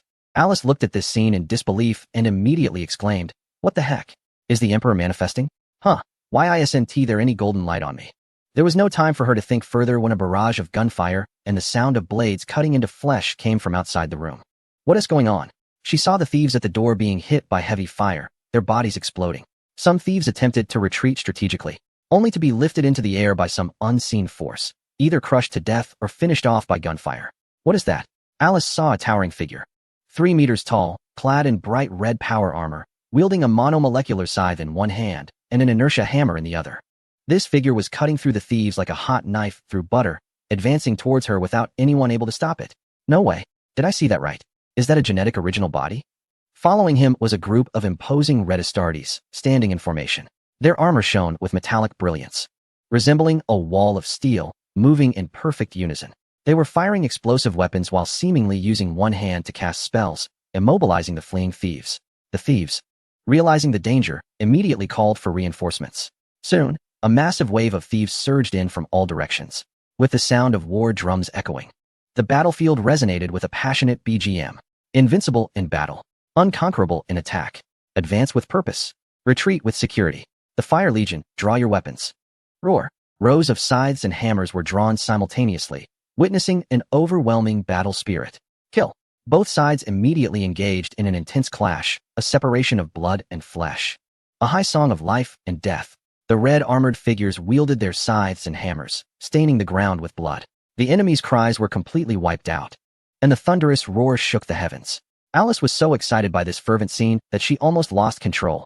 It was like hitting the G-spot, making her unable to stop, especially when that giant figure killed its way to her front. Its magnificent and powerful stance was simply stunning. Could this be my future little brother in this world? Fighting through enemy lines, rescuing the master, and from then on sharing life and death, starting an era of dominance? The more she thought about it, the more likely it seemed. Chapter 227. Expelling Evil, Purging the Universe. Dozens of minutes earlier, a massive spaceship broke into the planet's atmosphere and hovered in the sky, beginning to deploy thousands of Star Soldiers, as well as the genetic original body Rigo and his Fire Legion. The Fire Legion consisted of 10,000 Astartes space warriors, all selected from a group of 50 exceptional brothers. Besides advancing to become Astartes, these brothers inherited Rigo's force-sensitive physique, making them mutated psychics, another version of the Grey Knights, also known as the Jedi Order within the Dawnbringer fleet. However, their abilities in the Force are naturally not as powerful as those of the others. They can still perform ordinary precognitive abilities, sense danger, create mental barriers, and manipulate the void. Their current purpose here is to rescue those trapped in the middle levels of the Hive City, while also completely eliminating the aliens that are slaughtering humanity, thus defending the glory of mankind. Their arrival has caught the attention of the Gene Stealers. One by one, they emerged from the shadows of the underground, drainage systems, and dimly lit corridors. Against the backdrop of night, their forms appeared even more terrifying and imposing, with hard shells and sharp claws that seemed capable of tearing apart any obstacle in their path. Searchlights swept across the area, but it was impossible to see them clearly. All that could be seen was a dense tide of incoming creatures, numbering in the countless. Some were clearly newly infected humans, able to attack with various weapons, just like normal humans. There were even scenes of higher-generation Gene Stealers operating tanks, crushing everything in their way. It was evident that the human defenses on the upper streets of the Hive had been completely destroyed, with no signs of life in sight. It was known that some surviving citizens were trapped in the lower levels of the Hive, constantly facing the threat of life and death. The situation was urgent, and they could not afford to waste time with these Gene Stealers. The commander remembered the mission assigned to him, which was to rescue the noble lady who had sent the distress signal to obtain her information. Thus, they divided into 2 teams. The commander led the Dawnfire Legion to forcefully breach into the lower levels of the Hive to carry out the rescue mission, while the Starbound Army stayed in the upper levels, clearing a safe zone with support from aerial firepower and subsequent airdrop supplies, gradually pushing deeper into the Hive. This led to the moment when the commander used his force perception to find Alice and subsequently embarked on a heroic rescue. "You must be Alice," he said, after smashing the last obstructing creature's head. "By the Emperor's blessing. I am Alice. Are you the gene bearer? Are you here to save us? Which legion are you from?" Alice looked at him as if he were her future trusted ally, her eyes sparkling with hope. "Is this beauty perhaps eyeing me in a different way? No, no, no. This is the Warhammer 40K universe, where gene bearers hold a transcendent status. It's normal for a noble lady to show admiration. Besides, I am saving her from dire peril." Acting as a beacon of hope, the commander was no longer the troublemaking youth he once was. Over the years, he had matured significantly, with a growing charisma and a more composed approach to his tasks. After some idle thoughts, he quickly refocused and said, "I am the commander of the Dawnfire Legion. Your distress signal was received by our Dawnbringer fleet. The army is regaining control of the hive. You are safe now. However, there are still many civilians trapped, and we plan to rescue all remaining survivors. At the same time, we must completely eliminate the Tyrannid forces in this hive city." "What? The Fire Legion? The Lightbringer fleet? Is that from Warhammer 40K? Although Alice had many questions, she knew that this was not the time for in-depth discussions. For now, it was essential to follow orders. Ray quickly made arrangements. He would lead a squad of Astartes to escort the civilians and Miss Alice back to the upper levels of the hive city. After all, the fleet commander had specifically requested to see her, and as possibly the last noble on this planet, she alone must know the true situation here. The remaining Astartes grouped themselves and spread out to search for any possible survivors. On the way back to the upper levels of the hive city, while being escorted, Alice witnessed many shocking scenes that made her feel nauseous and left her in awe. Countless bodies of human civilians and gene stealers lay strewn across the corridors, like a carpet covered in flesh and gore. They had to endure the discomfort and step on these sticky, horrifying remains to continue moving forward. In many places, comparing them to her memories revealed that they had been utterly destroyed. The collapsed buildings, corridors buried under debris, makeshift barriers that had been breached, abandoned devices, and various items left on the ground. All of it made the hive city appear in utter disarray. As they ascended, Alice noticed that the clothing on the corpses began to look more luxurious. Indeed, in the face of death, everyone is equal. Wealth does not spare you, nor does poverty condemn you. Humanity is so fragile under the slaughter of the aliens. Is this the despairing world of Warhammer 40K? Alice trembled, lost in thought, as these reflections touched the depths of her soul. However, when she followed the crowd to the upper levels of the hive city, she was met with an even more shocking grand scene. In the central square of the upper levels, an endless wave of enemies surged forward like a tempest. Facing them were rows of tall, resolute soldiers of the Astra Militarum, ray shields. With a roar, the first row of soldiers stepped forward. The exoskeletal armor on their shoulders instantly formed a shield taller than a person. With a thunderous crash as the shield struck the ground, a wall of protection was erected, resembling a solid fortress. "Open fire!" Another shout echoed, and the frontline soldiers began shooting through the gaps in their shields. The soldiers in the back extended mechanical arms and missile pods from their exoskeletal armor, launching a barrage from above. In an instant, flames erupted, and the sound of artillery filled the square. The advancing enemies were met with chaos and despair, falling in large numbers. Even those who were occasionally fortunate enough to get close. They will also be blocked by its powerful shield wall. Following that, they will be submerged by a terrifying storm of metal. After the armored units enter the fray, their heavy artillery will obliterate the gene stealers, leaving no trace of them. As one looks around, it's not just here. The streets of the upper levels of the hive city are also reverberating with intense gunfire. Despite the sharp howls from the gene stealers, darting through the artillery fire, attempting to break through the defenses of the Star Realm army, the human warriors, undaunted by danger, use their unwavering will and tenacious fighting spirit to repel and annihilate the enemy time and again. The heavily depleted gene stealers, realizing they cannot overpower their opponents after a prolonged assault, prepare for a strategic retreat.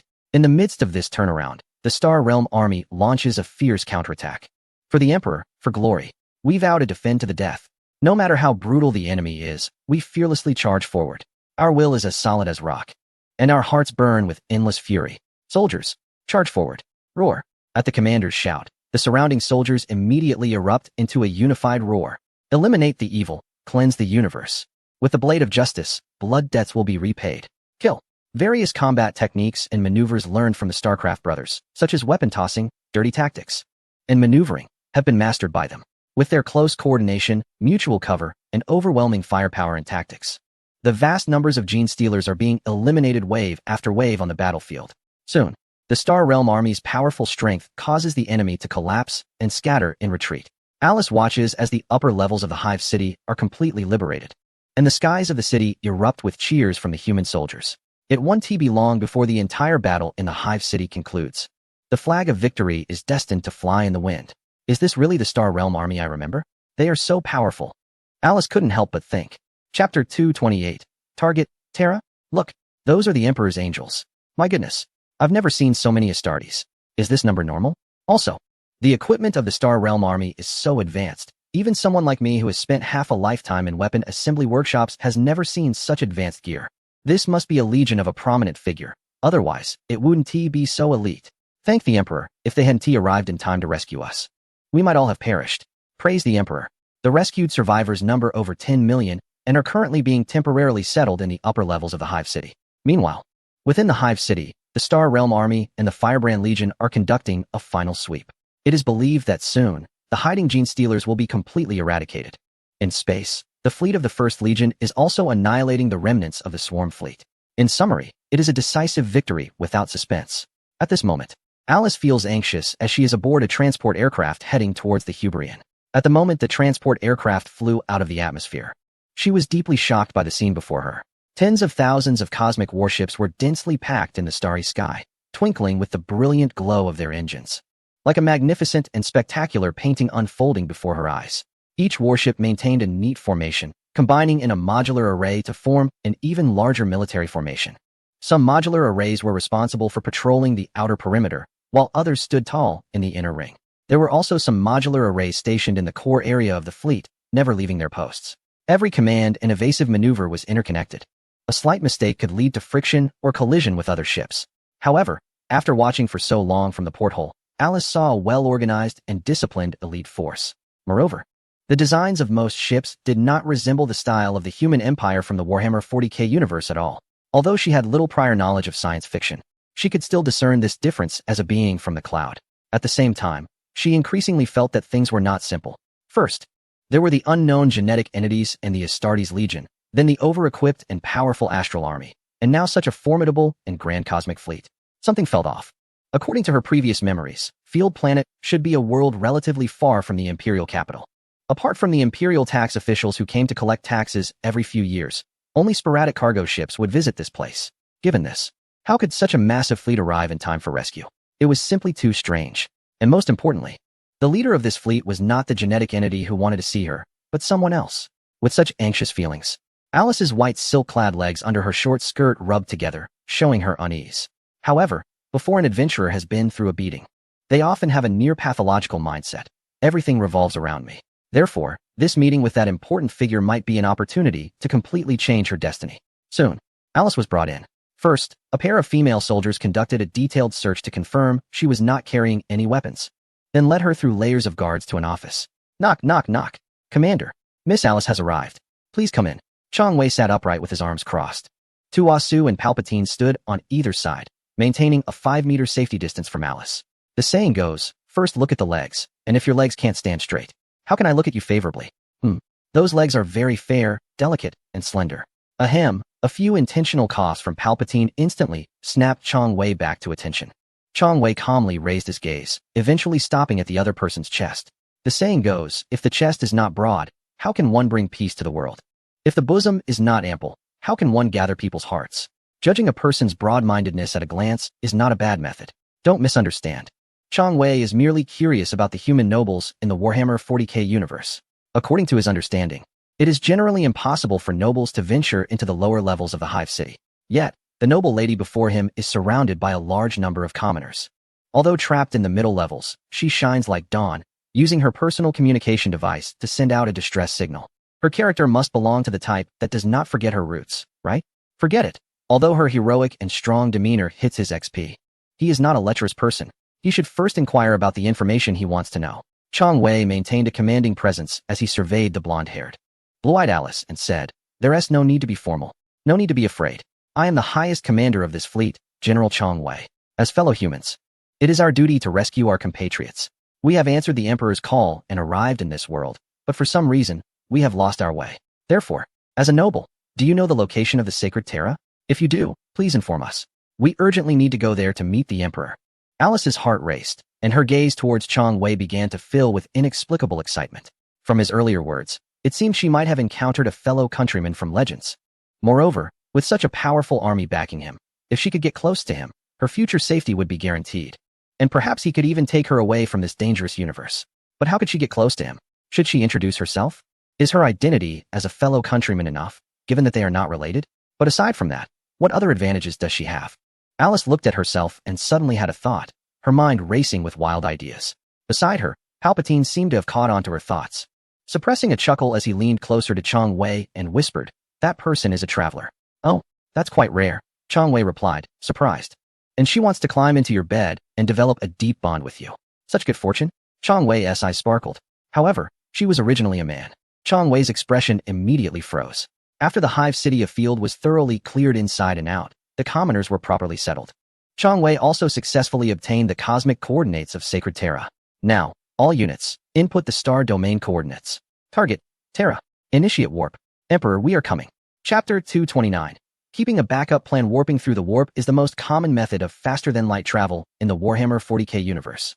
Warp travel takes advantage of the timeless nature of the warp, and the general process is as follows. Open a temporary channel to the warp in the real universe. Then dive in, ask the navigator where to go, and finally open another hole to emerge, praying that one arrives at the correct time and place.